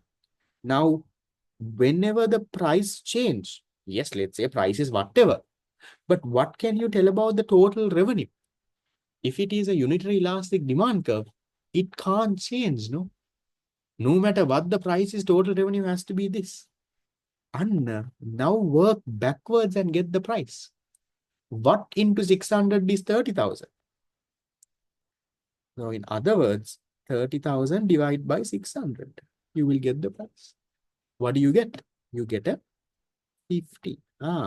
So 50 into 600 tamai 30,000. That is the answer. That is how you get that lamai. You can't get it with the PED equation because it is unitary elastic. Now see how cunning they were. They never said no unitary elastic. They just silently PED is minus 1.0 here. So that those small things has to click you when you're doing the question. So answer is number 3. Okay, then the next one. 12. Which of the following will cause the demand curve to shift to the left? Very easy, Lamai. Demand shift to the left. What will decrease the demand? So tell me. If you all can't do a question like this, Lamai, you have not logically understood the unit at all. What will decrease the demand? Increase or decrease in the price? Increase in the price, yes, will decrease the demand. No, it will decrease the quantity demanded, not a shift to the left. So 1 and 2 anyway, Lamai. Decrease in the price of complementary. If data becomes cheaper, demand for my class increase. No. Increase in the price of substitute, then demand will increase again. People will stop buying that and buy your good. Expectation of a future price decline. How does that work now? If the future price, you expect the future price to go down, then what happens? Will you buy now? If you know tomorrow the price is going to go down, will you go and buy it now? No, you will buy tomorrow. So if you expect the future price to go down, Lamai, your current demand will come down. So that could be your answer. Recording of this class, Lamai, usual recordings of this, I usually don't provide. I sometimes upload it on YouTube if I find some free time, because I think now usually my normal paid classes la my website take systematically I put the recording because this is a free class. I don't want people to take it for granted. I always tell you that that happens when the class is done for free. People think මේ වැඩක් නැති class එකක්, right? And they take it for granted and they never come, they never learn. I don't put the recording for free. So I will see if I can put it, but I will not promise you that I will give you the record. I'm doing it for free. I'm sacrificing my time. I'm sacrificing all my thing and I'm coming and doing this. I will expect that same effort from you as well. Yes, how they drop price of fuel. I think yesterday they dropped, no? They dropped price of fuel, then they will expect it to go down. Fast track lamai, this month I am doing unit 4, 5, and 6. Again, I am repeating lamai, don't rallata boruwata, don't join the fast track. Fast track I am doing unit 4, 5, 6. It's called fast track for a reason. Fast track is after I finish the theory and revision. Now I am doing the most difficult areas, the most, probable, difficult, the hardest questions. That is to push you to the 90-95 level. Now, when a student has not learned theory, let's say you are completely blank, you are at a 0 level. 0 level, I don't join fast track. I don't want to just for life make you all pay the fees and borrow to mage lamai වැඩි කරගන්න. I don't want that. Okay. So if you are at a 0 level, theory class recordings and tutes are perfect lamai. A lot of people do that. So last batch I told you there were close to around 1,000 students who purchased my theory class recordings and tutes and covered. In my live class, I didn't have that much, but recordings they have purchased and they have covered. There were around 1,000 students. There is so many people. I don't have a group or anything for that, but there are so many people in the background who are doing that. So for those who want to learn the basic theory from scratch, it's the theory class recordings and tips. For those who have a basic idea, you know something about this unit, you want to push it to a good grade, then that is where the fast track comes. My friend is also going, I also want to go. Your parents' money, use it wisely. 4, 5, 6 is 4 is production, 5 is national income, 6 is market equilibrium. I think I have shared details of the recordings, the prices and all of that also. You can just drop me a text. I will send you again. Okay. Then we'll come to this. Okay. 15 is done. How did you all do so far? 1, 2, 3, 4 questions. Yeah, I'll give you a break. We'll quickly do 16 and 17 and then we'll take a break. Okay. Right. Done. So question number 16. 16 is saying, okay, we can go a bit faster. It's a nice one. Price after demand for a ballpoint pen is -3. Now that is my elastic, inelastic, unitary elastic. What is that? -3 and elastic. So there you can use the PED equation and all and get it done. Fine. When the price of a ballpoint pen is 25, when the price is 25, they are saying quantity demand is 300. Okay. They are asking you how much will be demanded when the price falls to 20. When the price is 20, how much will the QD be? That's what they're asking. Now, you can't use that total revenue thing. Here, total revenue is not the same. No? So then, how do we do this? Now, we'll use the PED equation. So PED equation is change in quantity demanded over change in price into price over QD. PED, my question is saying -3. Change in quantity demanded, we don't know. No. So I will leave it as it is. I will try to find that. Change in price, can you all tell me? 25 is going to 20. What is the change in price? Lama, be very careful, Lama. It's not a +5, it's a -5. Okay. Yes, now when you see it, you say 5. But 25 is going 20 and just decreased by 5. So that's a -5. Okay. Then price and QD, I can take this price, this quantity. So price, I will take 25. Quantity demand, I'll take a 300. So can we simplify this and get change in QD? So I will move the numbers -3 into -5 into 300 over 25. That is only equal to change in QD. So how much is your change in quantity demand? Be very careful with the plus and the minus. how much is that number? When you simplify, the division becomes multiplication. Multiplication becomes division. That's why I move the numbers around. You get 180 plus or minus. You get plus 180. No, up. So that means Lamai, the change in quantity demand is 180. So can you tell me? Oh, no, minus 5 go to the other side, plus 5. That is addition and subtraction. This is multiplication division. If it's an addition subtraction, minus 5 becomes plus 5. Okay. You're finding at 25 because that is the information that they have given you. They have not given at 20. So then tell me, Lamai, how much is the quantity demanded at this price then? Earlier at price 25, QD is 300. Now at price 20, how much is the QD? The change is 180. So 300 plus the change 180 has to be how much? It has to be Lamai 480. That's how you get it. Yes, you can use the percentage equation and work with that as well if you're good with percentage. So look at the question. What is the question asking? Are they asking for the change or are they asking for the quantity demand? They are saying how much will be demanded when the price falls to 20. How much will be demanded when the price falls to 20? That is 408. If they ask you what is the change in quantity demand when price falls to 20, then your answer would have been 180. So, but here it's not 180, it is 480. Did you all get that correct? Yes. If you've got that correct, you're good with numbers, you know how to work around with the PED equation, you're at a very good level. You can be happy about yourself. Going to the next. Okay. Substitution effect is a change in quantity demand that occurs as a result of what? When the price of your good changes, Lamai, in the substitution effect, what do we say? A percentage I'll count it maybe at the end. When the price of your good changes, the relative price of your good changes. Your good either becomes relatively more expensive or becomes relatively more cheap. While all other factors are constant. All other factors like price of substitute, consumer income, consumer taste, while all other factors are constant, when the relative price of your good changes, and quantity demand will start to change. That's what you call substitution effect. So which answer is your answer now? A change in relative price with other things remaining constant. A change in absolute price with real income held constant. Changing relative prices with money income held constant.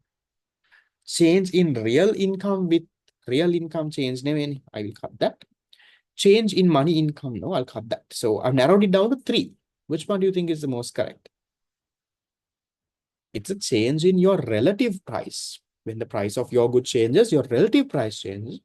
As a result, QD changes. So 1 and 3 looks okay, but what do you think is most correct? Looks like number 1, no? Yeah. I'm guessing that's what your past paper answer also says. 3 is also somewhat okay, but more correct could be number 1. Why not number 2? A change in absolute price. Yes, the absolute price is changing. But real income held constant. Real income is purchasing power. When the price of a good changes, real income will also change. Absolute price is the price of the good.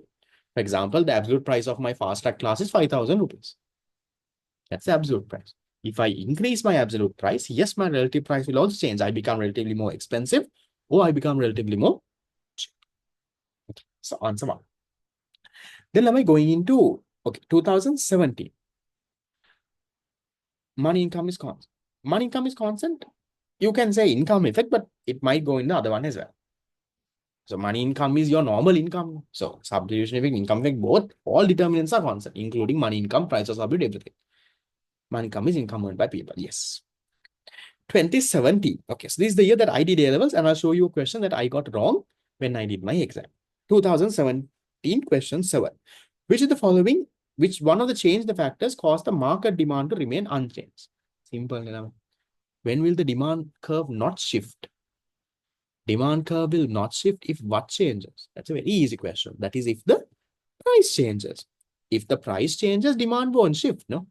If all other factors change, demand will shift. Now, population is the number of consumers.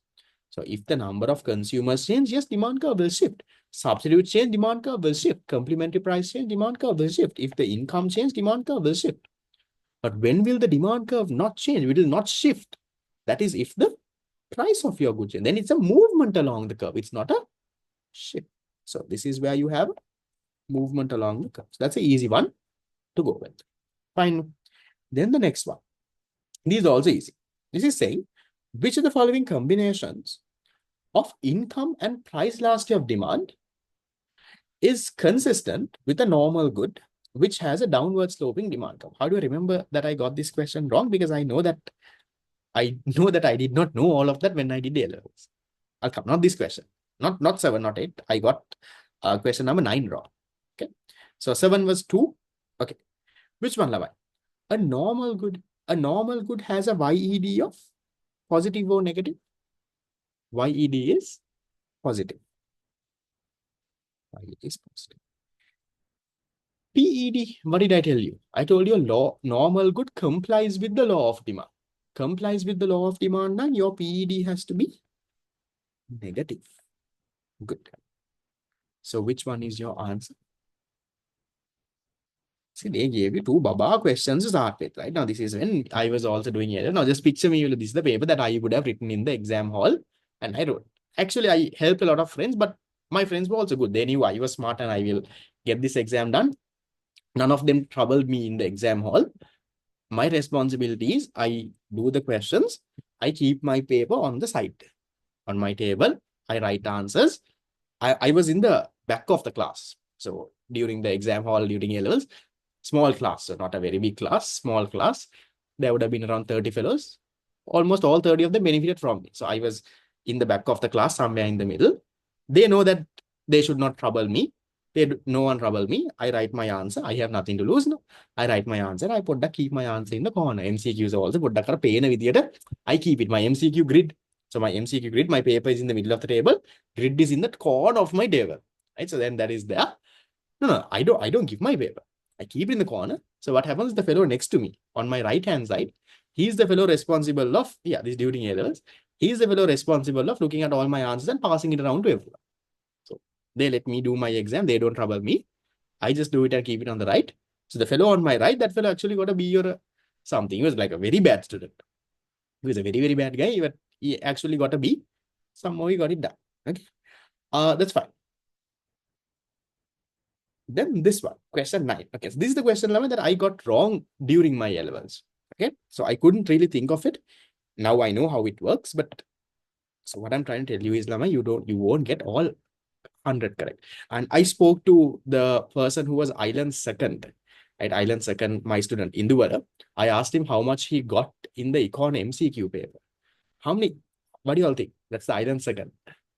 How much do you think he got out of 50?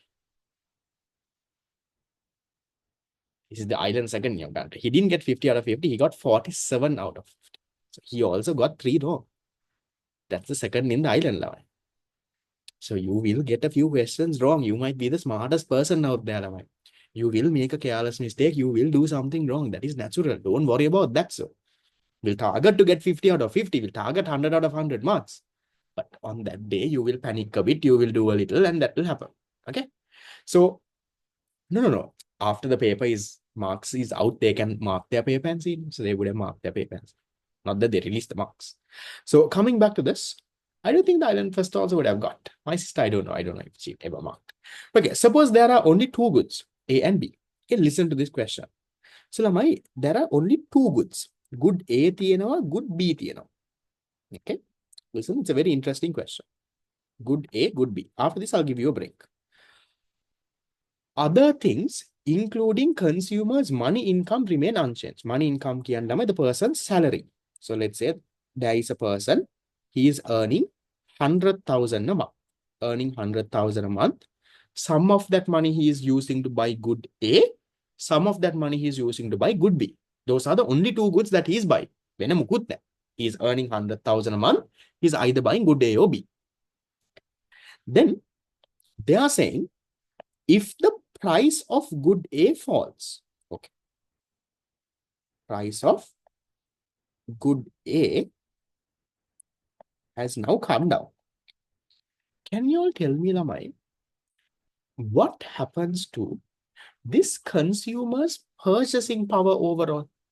Now, this person with his 100,000, he is buying two goods, A gun or B gun. Now, A has become cheap.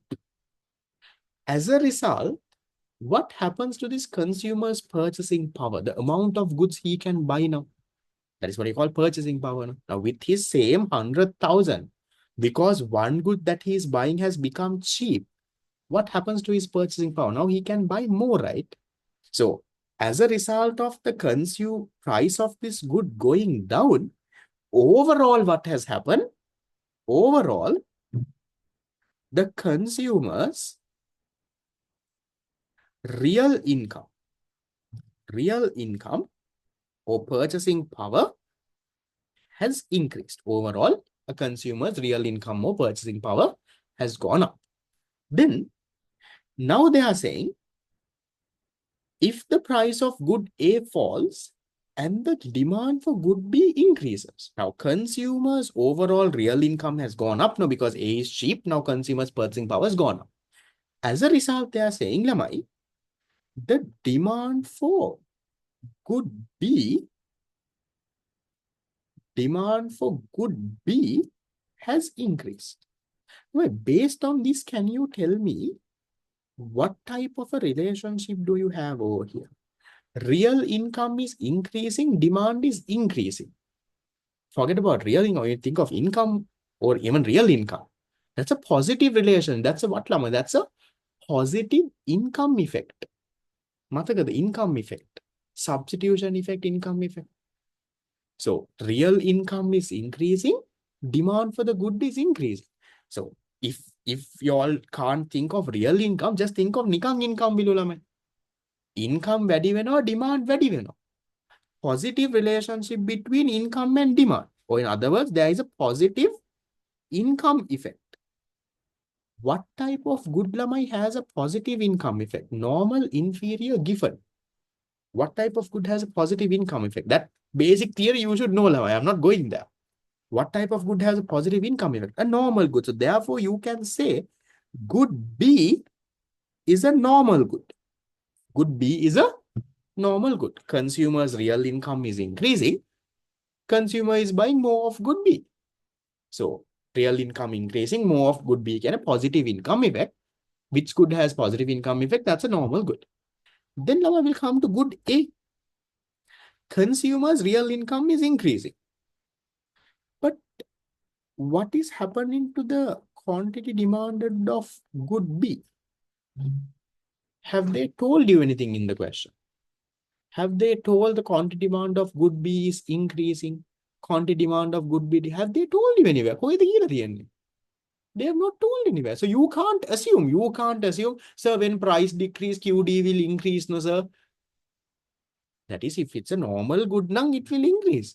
But have they told good day is a normal good? Have they told good day is complying with the law of demand? They haven't told. So, what is good A? We don't know. If the QD for good day also increases, then you can say normal good. But what if the price of good day goes down and people are buying less of good day? Then it would have been a given good. So what is good day? We don't know. So good A, you can't conclude. But good B, you can definitely say it's a normal good. Now, that is how, Lama, you go to answer number 5. Now, where do you get stuck here? How many of you all were looking for an answer that is talking about substitutes and complements? You were looking for an answer, good A, B, then A and B are substitutes, so A and B are complements. You're looking for an answer like that. So they are saying, okay, what can I do about A and B, Lama, complementary or substitutes? So they are saying price of good A comes down.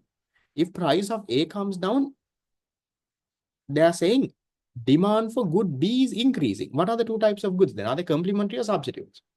Good A becomes cheaper, data became cheaper. As a result, demand for my good increased. They are complementary goods.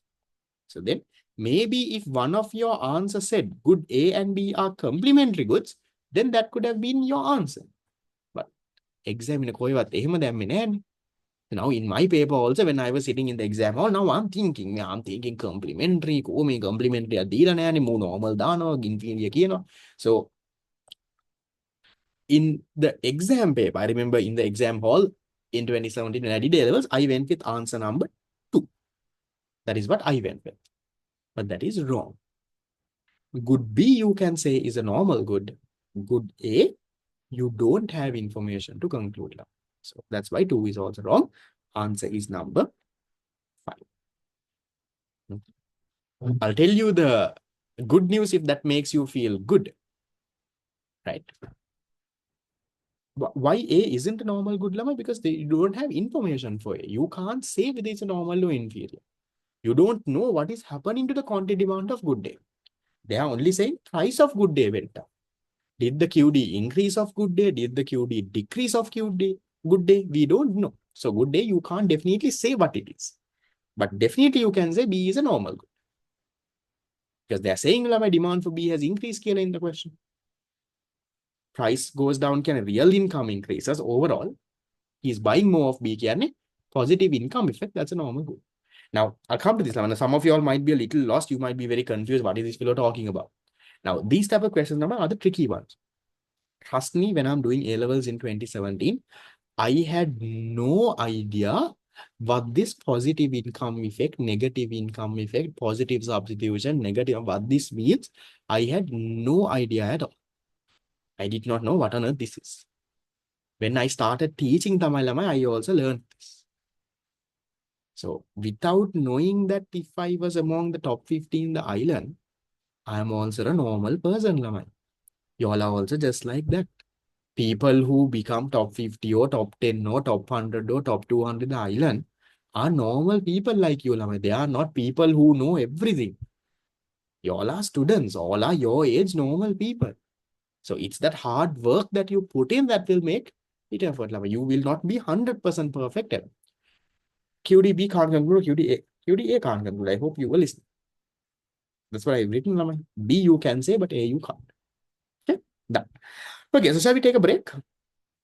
We have 18 to go. I'll go until around 6:30. We'll try to finish all the MCQs at least. So now it's 5:23. I'll give you a break until 5:30. Okay. 2017 has another question. Qt has another question. Q10. Okay, give me a second then. Hold. Okay, right. Okay, we'll quickly do that and then take a break. Oh, okay, we'll take that after the break. I'll include that. I'll load that screen and keep after the break. Just take a break and come. Until 5:30. You have 6 minutes. Take a break and come.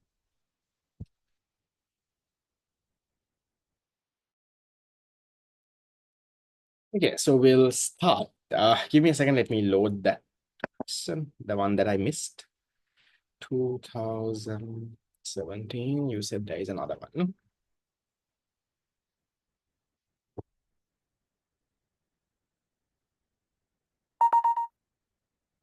Yeah. Okay. Right. 2017. Okay, there's a question number 10. Okay, so we'll do this. This is the one that I have not put in the slides. So we'll do this and then we'll move to 2018.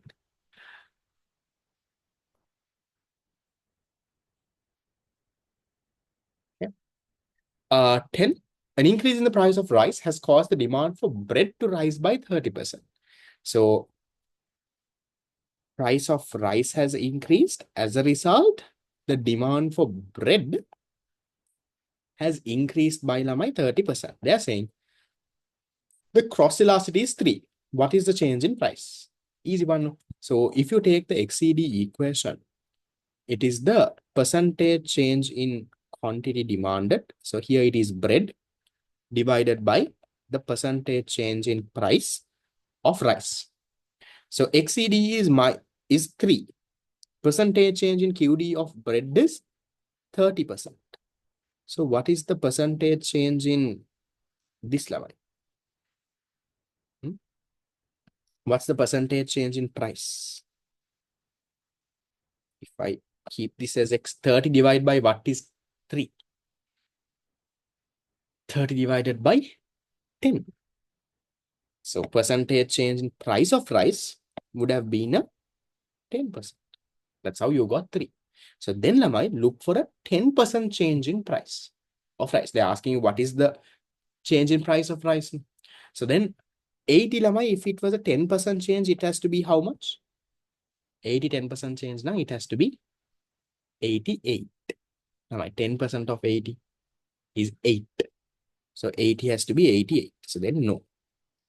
60 has to be 10% of 60 is 6. 60 has to be 66. Wrong.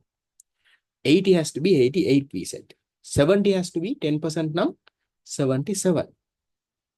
Then 5, 80 has gone to 88, and that is a 10% increase in the price of rice.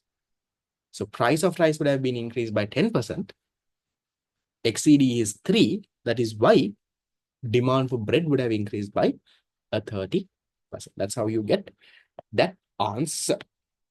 Okay, that's the question that I have missed in the slides. So going back to my last thing, we'll start with Lamai then 2018 A-levels. I think I told you, Lamai, that I'm going for a wedding tonight. That's why I'm doing the class in the evening.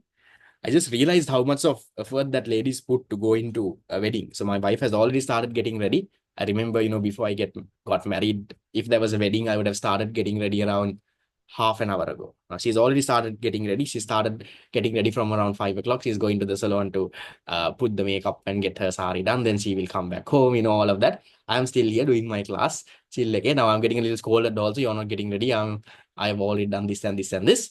So I just realized how much of effort the ladies actually put to, get ready for a wedding. Not easy, no?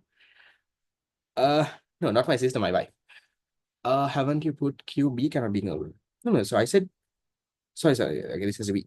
No, so this is QD of B, we don't know. Sorry, QD of A, we don't. So therefore, A cannot be concluded, but B you can say is this. Okay, so previous question. So 9 is 5. 10, I think I can't remember what was the answer. It was also 5. No? Okay. Now we'll come to my 2018. So 2018 question number 7. They're saying, which the following will most likely happen in a market for good X if the price of good X decreases? Okay, what happens now? If the price of good X decreases, what happens to the quantity demand of good X? Quickly give me answers. The faster we finish, the faster we can finish the class. QD will increase. Price of good X has, sorry, what will happen if the price of good X decrease? QD will increase. What will happen to the quantity supplied of good X? If the price decrease, quantity supplied of good X would come down. Now, will the demand or the supply change? Can we say price of X decrease, demand for good X increase? No, remember quantity demanded. That's the change that you need to know. Okay, so which one is your answer? Supply, demand. So 1, 2, 3 will cut Lamai because it is demand or supply. You can't say demand, you say quantity demand or quantity supply. So I won't even read the other part of it. I will cut off 1, 2, 3. 4 says quantity demand of good X will increase. Correct. Or else another answer could have been quantity supplied of good X decrease. Not 5S. 7 is number 4. These are easy ones, Lamai, but you all make careless mistakes sometimes and get it messed up. Then the next one. Okay. Easy one. When a demand curve is drawn, the assumption is that quantity demand always increases as price falls. Quantity demand always decreases as price falls. Change in price do not influence supply. Price elastic demand does not vary along the demand curve. Factors affecting demand remain constant other than price. What's the assumption, Lama? 17, last one was 5. What's the assumption when you draw the demand curve? You assume that all other factors affecting demand are held constant. So what are the all other factors affecting demand held constant? Which one talks about it? Answer number 5.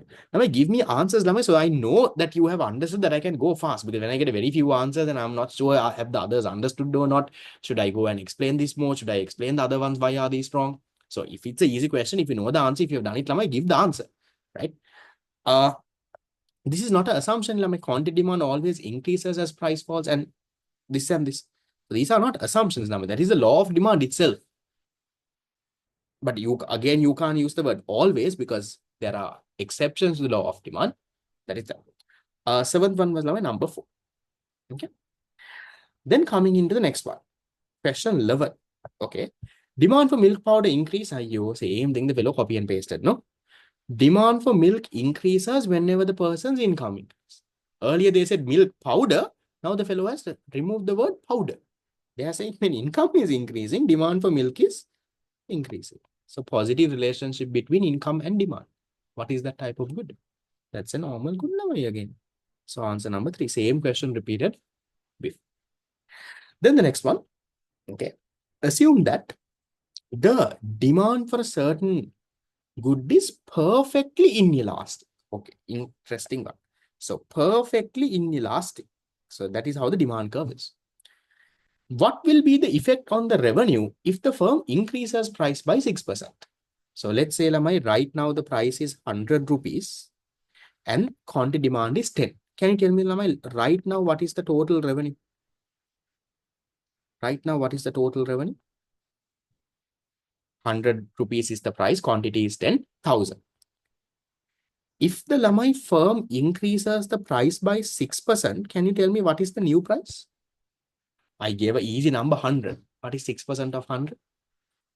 106. 160. That is 60%. 106. So price would have gone to 106. 6%. Then Lamai perfectly inelastic, and demand would not change. So now the price is 106. Demand is still the same. Now how much is the total revenue? 1060. So as a result of Lamai, the price increasing, this is the price, no? Price increasing by 6%, what happened to total revenue? That also, what happened? It also increased by how much? It also increased by 6%, Lamai, because the quantity demand didn't change, no? So when the price increases by 6%, if the QD is not changing, perfectly inelastic, then the total revenue also increases exactly by 6%. So which one is your answer then? Revenue will increase by a 6%. These are not hard ones, Lamai. Logically, you know the concept now, you can get this done. Then the next one, coming 2019, Lamai, 2019, I told you, is where the new syllabus started. Now in 2019, Lamai, you have a old syllabus paper and a new syllabus. Now, new syllabus is the proper paper. Now, old syllabus paper is Lamai for the students who did A-levels in 2018, if they wanted to repeat A-levels. Now, 2018 students, those who are repeating. So then Lamai, they can't study the new syllabus. So just for those people, 2018 people who are repeating, in 2019, they made an old syllabus paper also for them. So this is for the people who are repeating, Lamai. But for the normal students, in your past paper book, you will not have this paper. You will have the normal 2019 paper, the new syllabus paper. So I've just put this here. There is nothing big, Lamai. Syllabus will again should change in another couple of years. It should change. Yes, so content is still the same. So coming to this, Lamai, what can you say? Which the following is true of the substitution effect of a decrease in the price of a normal good? I put this, Lamai, because they had some good questions. So normal good, Lamai, what can you tell about the substitution effect? Is it positive or negative? Substitution effect is negative, right? Okay, we'll talk about how does that work. When the price of a good decreases, Lamai, what happens?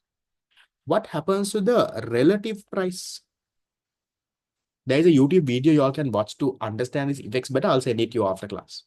What happens, Lamai? When the price of your good decreases, your good becomes relatively cheaper, no? So your relative price also decreases. Always remember, Lamai, if your price decreases, relative price will also decrease. Price increase, now relative price will increase. Now, when the relative price decreased, when your good becomes relatively more cheaper, what will happen to the quantity demanded for your good, Lamai? Quantity demand will increase. Okay. Then what type of a relationship, Balan? Relative price coming down, QD increasing. Is there a positive or a negative relationship? There's a negative. That's why we say, Lamai, substitution effect is negative for a normal good. It's negative for all the goods.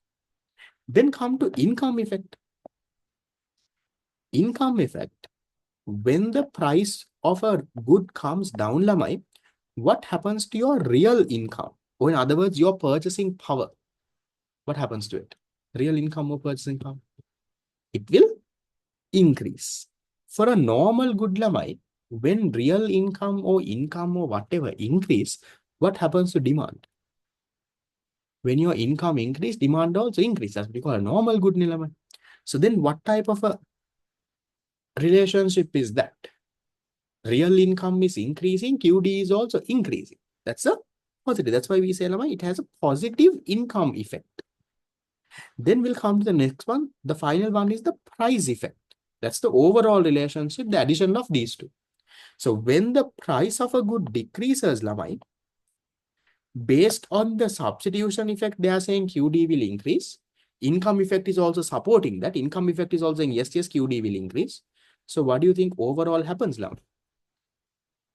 When the price of the good reduces, QD will increase. So this is the addition of both of these elements. So what type of relationship is that? Price going down, QD increasing, negative. So you have a negative price effect. That's how it works for a normal good. Relative price can have the price of your good compared to another good. That's what relative price means. So then, Lamai, which one is your answer here? Right? This is a good question. They are saying, which of the following is true of the substitution effect of a decrease in the price of a normal good? Number one, it will work to offset the income effect. Is it offsetting the income effect? Offsetting can, it goes in the other direction. Now, substitution effect is saying QD is rising. Income effect is not saying QD is falling. No, it's not offsetting. Offsetting can cancel. Cancel. I mean, both are going in the same direction. So not this. It works to reinforce the income effect. Is that clear?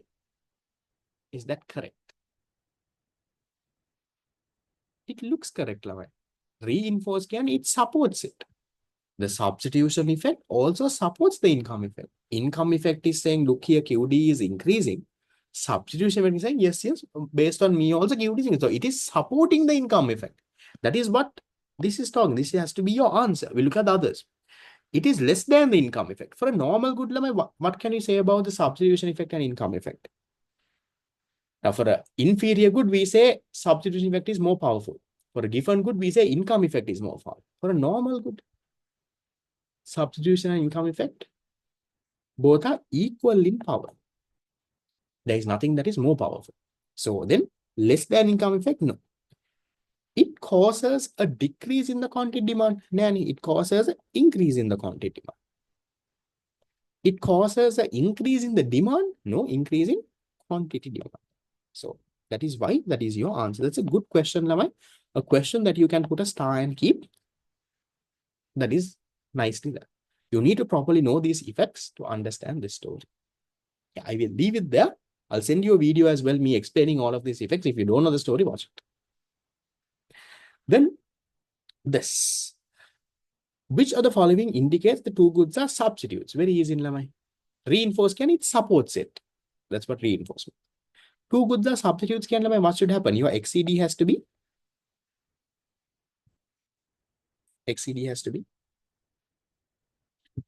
positive. If your XCD is positive, then the two goods are substitutes. So which answer talks about XCD being positive? 1, 2, 3, 4, 5.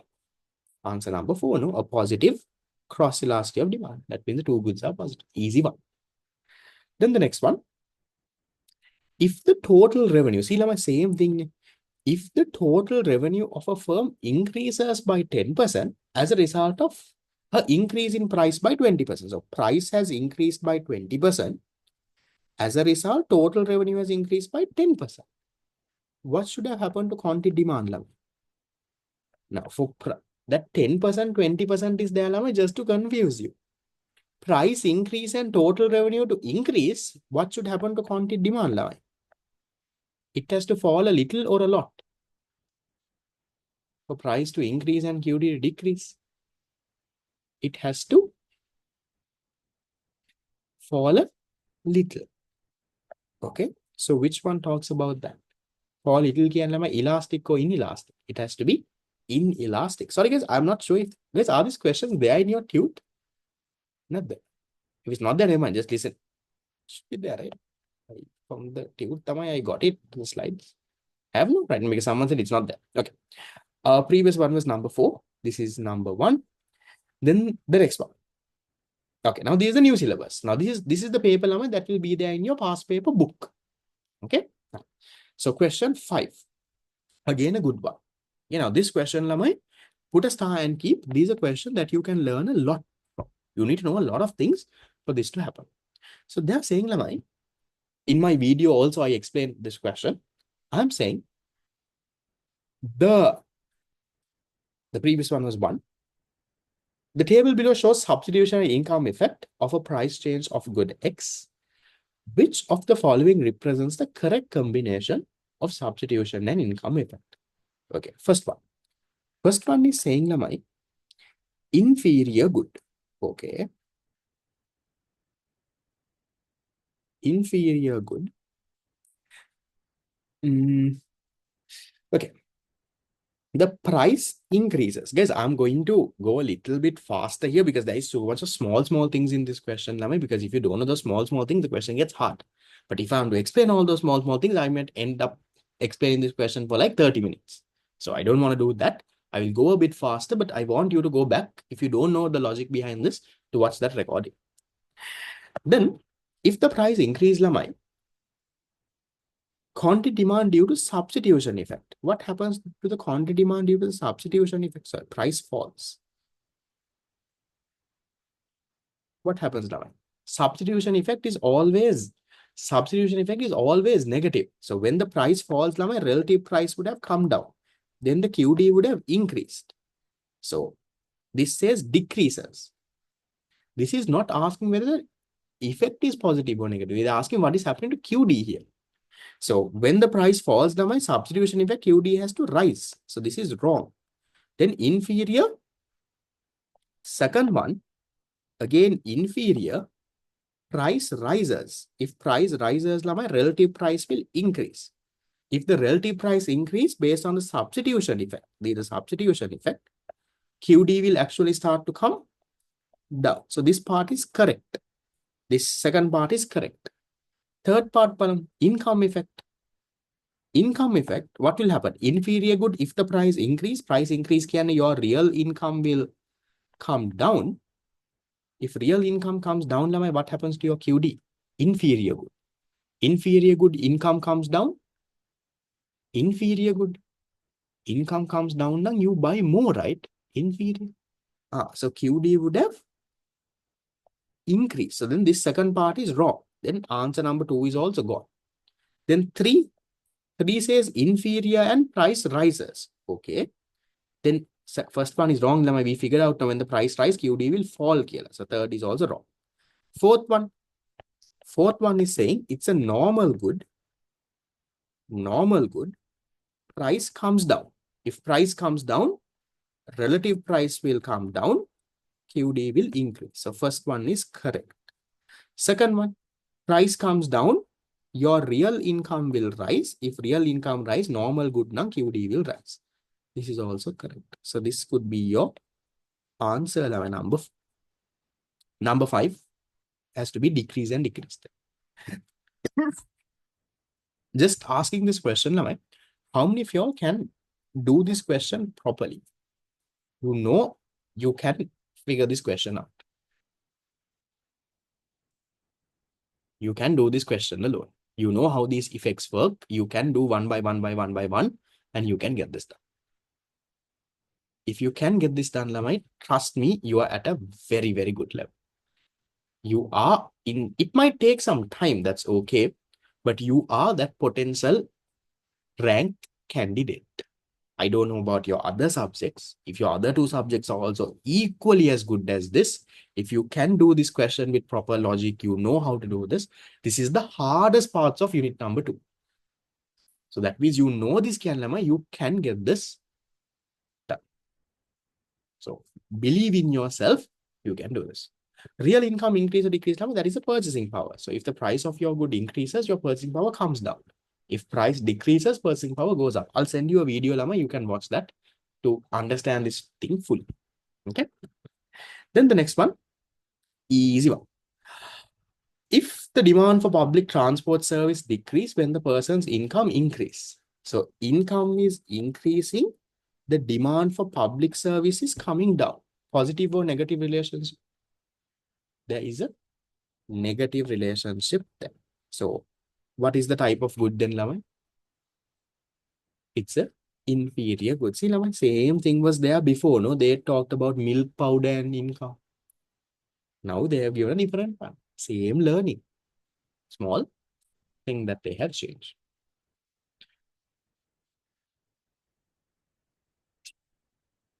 Why not given, Lama? Because you can't conclude that this is given. No? For it to be a given good, Lama, in addition to having a negative relationship between income and demand, you have to have a positive relationship between price and quantity. So they have never told you anything about that, right? So you can't conclude that it's a given. Okay, coming to 2025. Law of demand states that, what does it state? A decrease in the price of the good shifts the demand curve? Nonsense. When other things remain same, the higher the price of the good, the lower is the quantity demanded. Looks okay. When other things remain same, higher the price of the good, higher the quantity demand? No. That's decrease the price of good, shifts the demand curve? No. Increase the price of good, shift the demand curve? No. So a very easy one, Lamai. 5 is number 2. Then question number 6. Right. Quantity demanded. What is quantity demanded, Lamai? Remember, I showed you the difference between demand and quantity demand. Lamai, quantity demanded is at one particular price, how much is a consumer willing to buy? For example, when the price is 100 rupees, how many units is the consumer willing to buy? This is what you call Lamai quantity demanded. At one particular price, how many units consumers are willing to buy? Now, what is demand? Demand is Lamai the overall relationship. At various different, there is a essay question will come to it in paper 2. At various different prices, how much people will buy? At 100, how much are they buy? At 90, how much are they buy? At 80, how much are they buy? That is what you call demand. But exactly at price 100, how much are they buy? That is what you call quantity demanded. So which one is your answer? The amount the consumers plan to purchase at a particular price looks correct. Okay. Independent of the price of the good and the level of income of the consumer, no. Independent of consumers buying plan, no. Always equal to equilibrium quantity, no. The amounts that consumers are willing to buy at different prices. Now, some of you all would have gone with number 5, Lamai. But is number 5 quantity demanded? Number 5 is not quantity demand. What is number 5, Lamai? The amount that consumers are willing to buy at different prices. That is demand. So at different prices, how much people are willing to buy is demand. At exactly at this price, how much consumers are willing to buy, that is what you call quantity demand. So that's answer number 1. Then the next one, question 9. Suppose the market demand function for a certain good is demanded by 500 minus 5p. What is the arc PED in the range 20 and 30? So we'll first find Lamai when the price is 20, when the price is 30. How much is the QD? When the price is 20, how much is the QD? 500 minus 5 into 20 then. That is 500 minus 100, that is 400. When the price is 30, how much is the QD?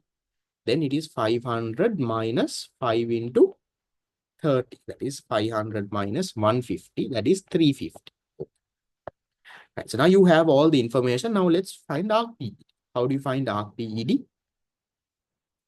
RPED is change in quantity demanded over change in price into P1 plus P2 divided by Q1 plus Q2.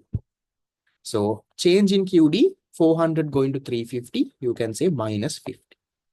Change in price, 20 going to 30 is plus 10. P1, 20, P2, 30. Q1, 400, Q2, 350. Now simplify and calculate. Minus 50 over 10 into 50 over 750. How much do we get, Lama? I'm not doing the maths for you, but simplify. Minus 0.33. So that is your answer. So answer number 2. Yeah, you can do with the minus b value with the equation also. Yes, fine. Instead of saying minus 50 plus 10, that is coming to minus 5. So instead of this, you can take the b equation here and put minus 5 completely. How to know is it arc or point PD? You have not read the question then. What is the arc price elasticity of demand? Okay, yes. If they have not mentioned specific number, if they say at a particular price, I think we talked about that in the fast track class also. Let's say at the price of 20 find PED, then that is point PED. Between a range, then that is arc PED. Then next one, question 11. If the income effect of a price change is negative, what are the types of goods that has a negative income effect?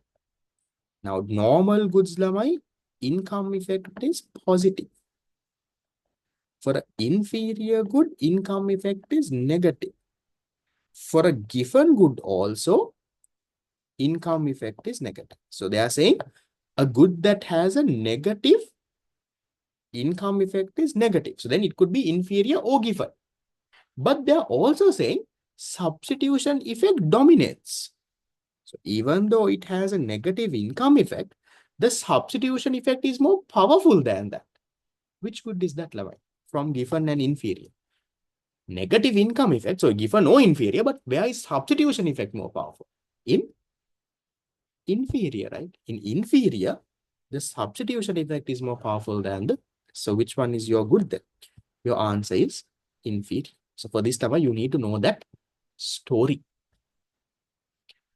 Always like that. Inferior good, substitution effect is more powerful.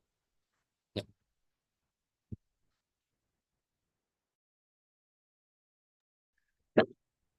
For a given good, income effect is more powerful. Then the next one. Okay, how do you do? There 2020, there was 1, 2, 3, 4 questions. 4 out of 4. Good. Okay, so now we are coming to the latest papers. Now you will realize, now you have to see, now it's the same question that is coming. Now, again, I'm telling you all, when you all are doing papers, listen to this again. I've told this multiple times, but I'm telling this again. When you're doing papers, it's not about doing 100 papers and marking the answers. Never. Or 100 questions and marking right or wrong. I got 70 out of 100. That is not what you should be doing. So you can use this for other subjects as well. Right? What is your strategy? Now, take a unit economics, accounting, whatever. So I'll take econ, that's my subject. So you want to master unit number 1. So how do you master unit number 1? It's not about just doing all the unit 1 past papers. So what you do is, this is what I did during A-levels, what I've told my students, it has worked. So you take the 2011 unit 1 MCQs. So 2011 again, unit 1 MCQs. There must be around, I think unit 1 has around 9 MCQs.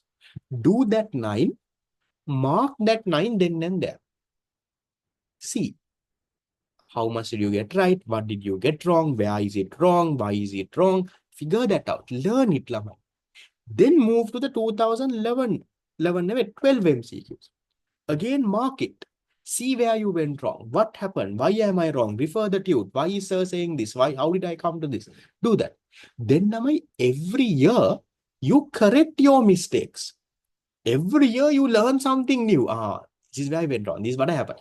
Then you come down, You come down all the way to around, let's say, 2023, 2024. Now, all your mistakes have been corrected. Now you will realize, same thing they are asking. I know this. So that will build confidence. Then once you're done with the MCQs, then move to the essay questions. Now MCQs, you understand the logic. Now you know. Now essay questions, you have to learn how to write. Same strategy. Do the 2011 unit 1 essay questions. Right. Don't know, refer the tute. Right. Look at the answer. See where you went wrong. Right. Then correct it. What is the mistake? What is the problem? Learn that. Go to 2012. Then again, when you come to around 2023, 2024, you realize, I owe all my answer writing I have written. I know this. I know this. You can get that done. That is the strategy, Lama, you have to use to get this done. Full papers, Lama, past papers, we will do in the mock exam series. Wait for that. So for now, do this, Lama. Same thing with the other subjects also. Now, even accounting, pick a topic. If let's say, for example, let's say break-even point. I don't know if you all did. Okay, company accounts, you all are doing. Now, if company accounts is what is hard, start with the MCQs first. Do the 2011, whatever company account MCQs you have. Then check the answer and see right or wrong. Why am I wrong? Why am I right? What happened? Correct it. Learn from it. Move to the next. So little by little, Lamai, when you keep on doing that, you can do this on your own. You don't have to have a teacher next to you. You keep on doing that, Lamai, then you get better at what you do. Okay, that's the strategy. Yes, previous question, it was this. Yeah, you can join the mock exam with the fast track. That we'll talk about it later. MCQ and wanted to know the explanation. Yeah, you can watch a YouTube video, no problem.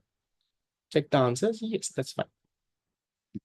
Okay, right, fine. Okay, now we'll come to this limit. Quickly give me answers. Now, when the price of rice increases, it is expected that what will happen, Lamit? Yeah, study before doing the question and then do the paper, Lamit. Unless you can't do the paper. So when the price of rice increase, what will happen? What will happen to QD? What will happen to QS? Quantity demanded will decrease. Quantity supplied will increase. Not demand and supply, quantity demand, quantity supply. If we still didn't figure that out, then there is a problem. So which one talks about it? Number 3. Quantity demanded of rice decreases. Or it has to be quantity supplied increases. Not supply increase, quantity supplied increase. So answer is number 3. Then 21, question number 11. Suppose a rise in the price of a good from 40 to 50 causes a decrease in quantity demand from 1,006 to 1,400. In this range, what is the PED? Now, arc elasticity or point elasticity? Arc or point. In this range, that is arc PED. So we'll calculate. So arc PED, same thing was there in a previous question. Change in quantity demand. 1,600 is going to 1,400. That is minus 200. Change in price, 40 going to 50. That is plus 10. Multiplied by P1 plus P2. Divided by QD1 plus QD2. Okay, now simplify. I'm not going to do the maths for you. How much do we get? So minus 200 divided by 10. 10 into 90 divided by 3,000. Minus 0.6. So I'm going with the answer that you all are giving. Answer number 4. Easy one. These are like free marks now. Then the next one. Okay, coming to 2022. So we have the last 3 papers to go. Okay, so now see, Lama, you will realize that it's the same thing that's coming now. Huh? Consider that a consumer spends his entire income to purchase 2 goods, X and Y. Like in 2017, consumer is buying A and B, something like that. No, he is spending his entire income to buy good X and good Y. Then they're saying if the consumer's income and the prices of X and Y double, so good X, good Y. So let's say good X is 200 rupees, good Y is 50 rupees. And the consumer's income is 100,000. Now both of these are doubling. Price is also doubling. This is 400. This is 100.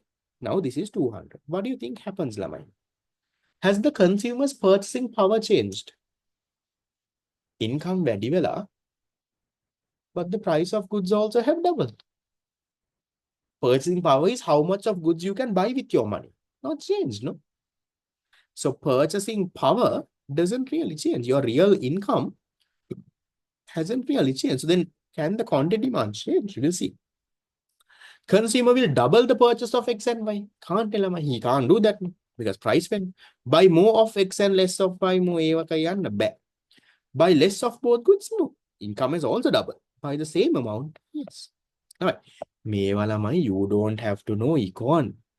Lamai product use some common sense. The price of the goods have doubled. Income also doubled. You think. your family, okay, your father is earning 100,000, now it has doubled.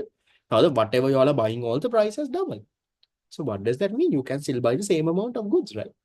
So for the common sense also use karan lama. You don't know. Me wageva, it won't directly be there in the tute. No, in my tute, I have never mentioned a note saying if the price of a good doubles and income doubles, quantity will stay the same. There is nothing like that. No teacher will have something like that in a note lama. So for that, use your knowledge to get that done. Then the next one, which the following helps in explaining why the demand for an inferior good is downward sloping. Downward sloping can lama, it complies with the law of demand or not? Inferior good demand is downward sloping. That means it complies with the law of demand. That's why, no. So complies with law of demand. That means there is a negative relationship. What can you tell about lama, the substitution effect and the income effect?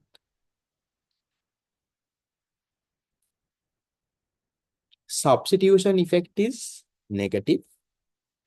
Income effect is also negative. But which effect is more powerful? Substitution or this thing? Substitution effect is more powerful. So see if you can find the answer. The income and substitution effect move the quantity demand in the same direction. It doesn't, Lama. It moves in opposite directions. Income effect equals substitution effect? No. The negative income effect dominates? No, the substitution effect dominates. The substitution effect dominates the negative income effect? Yes.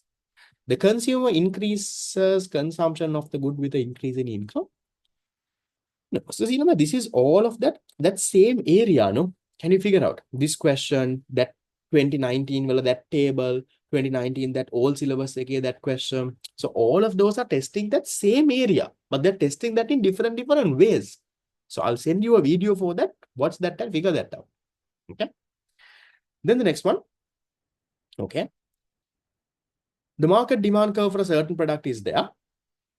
Past paper says 5. Can't be 11. Something wrong. You're either checking the wrong question or wrong answer. The market demand curve for a certain product is drawn in the diagram below. Between the price 10 and 8, the demand curve in the diagram. Now, you can't calculate anything here, Lamai. In this, Lamai, how does it work? Matakada, right in the middle point of the demand curve, your PED is equal to how much? Right in the midpoint, your PED is equal to 1. This part, Lamai, this blue shaded region, that is elastic or inelastic. There your PED is elastic, greater than 1. In the green area, your PED is less than 1. It is inelastic. In this topmost dot here, PED is equal to infinity, perfectly elastic. In this over here, PED is equal to 0, perfectly inelastic. So you should know that knowledge. Now, then Lamai, this price 8 and 10 is falling in which range? Mona range in the elastic. You can't calculate them because they have not given quantity numbers. So then, which one is our answer? Relatively elastic. Can we say based on scale or chain? Yeah, you can look at that as well. That's also fine. Then, question 11. Now see, this is a similar question to that price of rice increase thing, something like that. Assume that the XCD for rice and bread is 3. Okay, XCD is equal to 3. An increase in the price of rice caused the demand for bread to rise by 70%. So 75% change in this. Percentage change in quantity demanded over the percentage change in price. So they are saying this is a 75%. So Lama, isn't the same thing that was there before, Lama? Yeah. How much is the percentage change in price? 75 divided by what is 3%? What is 3? 25, no? So price of rice should have increased by 25%. So look at which one is a 25% increase. පොඩ්ඩක් ඉතින් maths දැනගන්න ඕනේ. 100 to 125, 25% increase. It's a number 5. The others, Lama, you go through one by one. I will not go. They are not a 25% increase. Previous one, this is the diagram if anyone wants to take a screenshot.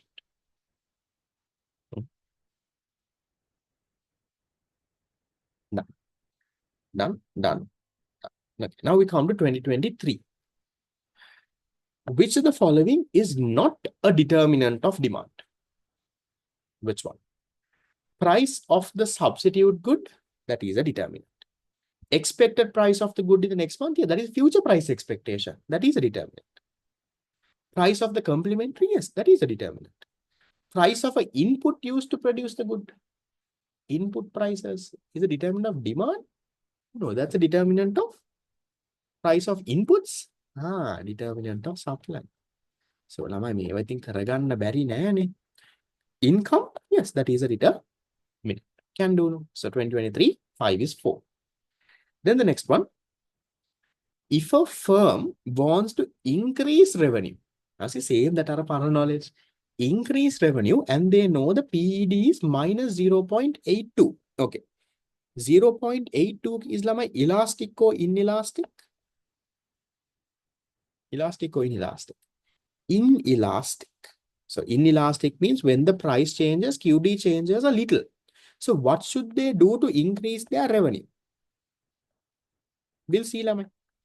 Inelastic. If you increase the price, what will happen to QD? It will fall a little. QD will fall a little. As a result, what will happen to total revenue? Total revenue will increase. That can be your answer there. You have to increase price, then this can happen. Or, now we will see the other way does it work. But if they decrease price, Lamai, will that work? QD will increase a very little there. Then total revenue will come down, no? So then it can't be this. So what should they do? They have to increase price if they want to increase total revenue, if the demand is inelastic. So which one is your answer then, Lam? Answer number 4. Now see, Lam, do you all see that this is the same? It's not the exact same. But do you see, Lamai, that are the same knowledge they are testing in a different way? Is that understandable? You don't show this in a graph, Lamai. Yeah, that's the point that I want you all to understand. You might not get the same thing, they won't give it again, copy paste. But that same knowledge, they will twist it around and they will ask, Lamai. That's what we have done before. So just to summarize that again, they are saying, if the firm wants to increase their revenue and their PED is 0.82, 0.82 can inelastic. So what should they do? So if it's inelastic, you have to increase price. If you increase price, QD will fall only a little. And as a result, your total revenue will go up. So that's why it's answer number 4. Right. Question 11. Demand for good X is price inelastic. Inelastic means that your PED has to be more than 1 or less than 1. Inelastic, PED has to be less than 1. And income inelastic. So that income elastic means that YED is also less than 1. What does that mean? YED is less than 1. Positive less than 1. Like a necessity, no? Okay. We'll keep it there. And X is also a substitute of good Y. That means, Lamai, what can you tell about the XED? Positive or negative?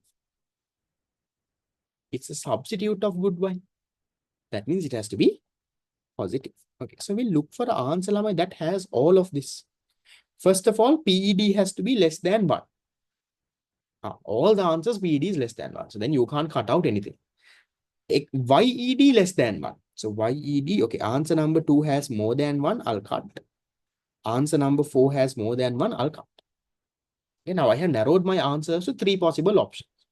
Now, third criteria is XED has to be positive. So, answer number 3, XED is negative. So, cut. Answer number 5, XED is negative, so come. So which answer has all of my conditions? Answer number 1. PED less than 1, YED less than 1, XED positive. So that is as easy as it gets, lamai. These are easy questions. Looks hard. Loku words, table like dala, but these are very simple questions to get right. Yes is minus 9. What is minus? Yes, PED is always minus. YED has to be less than 1. Less than 1 doesn't mean minus, lamai. Income inelastic means less than 1. So, not negative. I mean, less than 0 is only negative. Less than 1 is not negative. Now, 0 0.5, 0 0.7, that is less than 1. Answer is negative. Which one answer is negative? Did I type any answer wrong? Fine, right?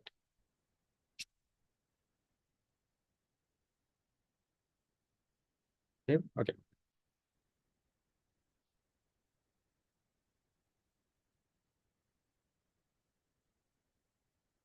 Okay, so right, okay, sorry. Income inelastic lama, sorry. Less than 1 inelastic means lama, it's less than 1. Positive, negative, that's both okay.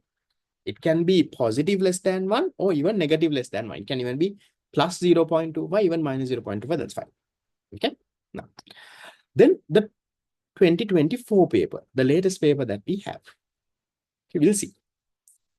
All of the following cause a rightward shift in the demand curve except one. Increase in the price of the substitute. So price of the substitute increase, yes, your demand will increase, rightward shift, correct. Increase in income, yes, demand will increase, rightward shift. Decrease in complementary, yes, demand will increase, rightward shift. Decrease in the price of the good. See, my same knowledge. If the price of the good decrease, QD will increase. Curve will not shift. No. There is no shift. It's a movement along the curve. Increase in number of consumers, yes, demand will increase. Same thing. That's the point. Okay. 6 is 4. Then 7. When the price of an inferior good falls, what will happen? Inferior good price comes down. What will happen, Lamai, overall to quantity demand? Will it increase or decrease?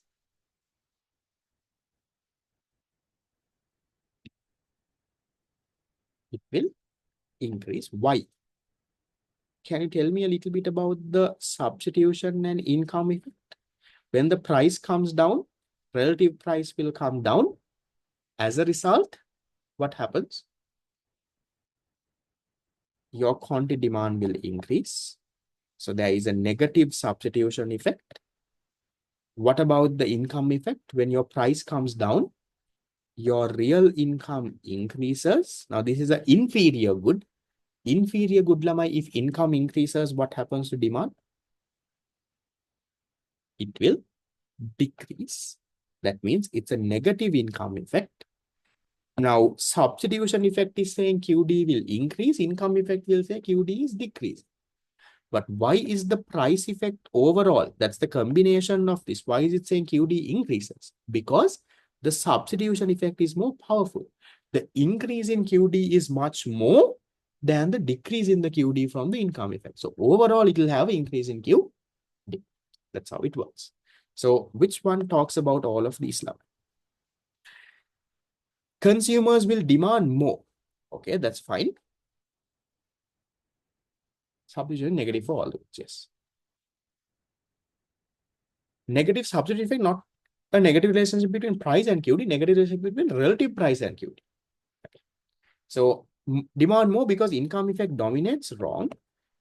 Consumers will demand less because the no will demand more because substituting may reinforce. It doesn't reinforce. Reinforce now it has to be a normal good line. Reinforce can both are going in the same direction. Both are supporting each other. No. Substitution effect is saying increase. Income effect is saying decrease. It is countering each other. It is setting off each other. So it's not reinforcing. So not 3. Demand less because substitution effect is negative. Not They will not demand less because substitution effect is negative. They will demand more because substitution effect dominates income. So same set of knowledge is what they are testing. Reinforced lemma, I talked about this in the previous question also. Reinforced means it supports. Both are going in the same direction. Negative substitution effect is mean between. No, negative substitution effect means negative substitution effect. You look at the relationship between relative price and QD. In price effect, you look at the relationship between price and QD. I'll send the video for those who are a little confused with that. You can watch. Okay, done. Then question 10. If purchasing power increase, demand will be low. You asked me the same question before, and I told you for inferior good, that is different. This is what happens when you don't listen. You asked me, I remember the same question you asked me before somewhere. Go back and think. We are talking about inferior good. Yeah. Okay. Price loss or demand for a good will typically be high when the good is what? PED is negative. What? Sorry, PED is high. What? Elastic or inelastic? PED is high means it is elastic. High number is elastic number. Inelastic is 0.5, 0.6. Elastic no is the big number. So when will your PED be elastic? This is based on determinants of PED. A small share of expenditure? No. If it's a small share, it is inelastic. Necessity? Inelastic. A small share of consumer expenditure? Yes.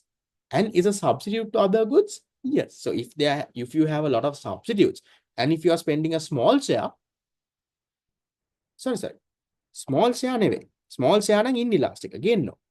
Then the fourth one, a large share of your expenditure, then you will feel the change. And also, is a substitute for other goods. Yes. Then you can have elastic demand. This is based on my determinants of PED. It's directly there in your tute. Last one says inferior good. No, nothing like that. How many people got this right? 10? 4? Done. Then we have the next one. That's the last MCQ. Essay questions we can take in the next class. Cross elasticity of demand can indicate if the good is a necessity or inferior. From XED, can you say that? Can you say inferior? That is based on YED, not XED. XED is closer to 0 if the two goods are closely related. You can't say that, no. XED is greater than 0 if the two goods are substitutes. Is that correct? Greater than 0 means positive. If it's substitute, it's greater than 0. Yes, no. Correct. Is always negative. No, XED is not always negative. It's greater than 0 if the two goods are substitute. No, it will be less than 0 if the two goods are substitute. So answer number 3. Okay, that's 2024. Did I miss a question in 2024? Someone told me there was another question, 5 or something. Fine, no? My tute has this. Okay, how did you all do so far, Lamai? I'll send the marking scheme. I don't have the full one. I think someone sent it on the group. I'll send. Okay. How did you all do? 2024, the 4 MCQs.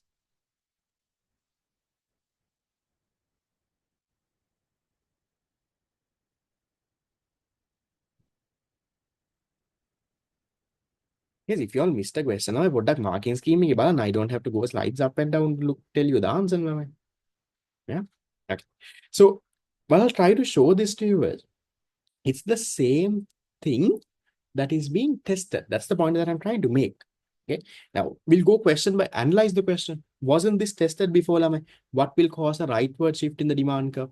The fact that, when the price changes, demand won't shift. Other factors change, only price will shift. Wasn't that tested that area? It was tested, no? So they have tested this before. Nothing new. They're asking in a different way, though. Have they not tested this? This one was a confusing one, but remember that same 2019 old paper that reinforce Ara effect, May effect. This might be the only hard one, but this also has been tested before in a different way. Nothing new. Then this one, this may be a little new, but is it hard?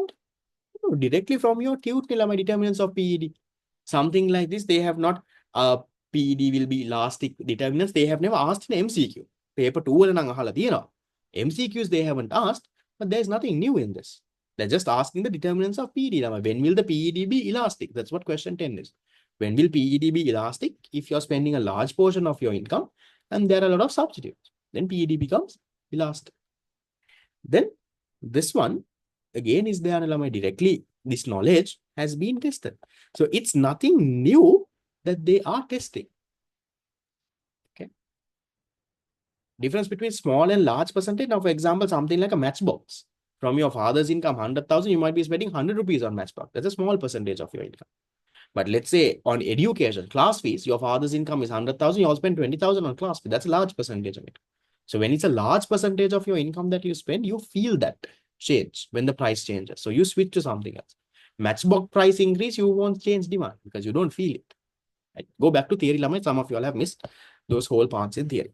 Right. So with that, we are done with all the MCQs of focus area number this. Doubts, questions, Lamai, I will see if I can upload that recording. You can go back and join. You can go back and see if I upload the recording because I have to also get ready to leave to the wedding that I have to go. I will leave it there. Fast track, Lama, yes, registrations are open for month number 2. Month number 1 is closed. You can't join month number 1. Month 2 will start not this coming Monday, the Monday after that, but register before because I will be couriering the tutes by next Tuesday, next Wednesday. I will courier the tutes. So you have the book before next Monday. Any questions, you can drop me a text on WhatsApp. I have around so many 100 messages. I will respond, maybe not very fast, but I will somehow respond. Okay. So see you. If there are questions, small ones, I'll let you know. See you. Bye-bye.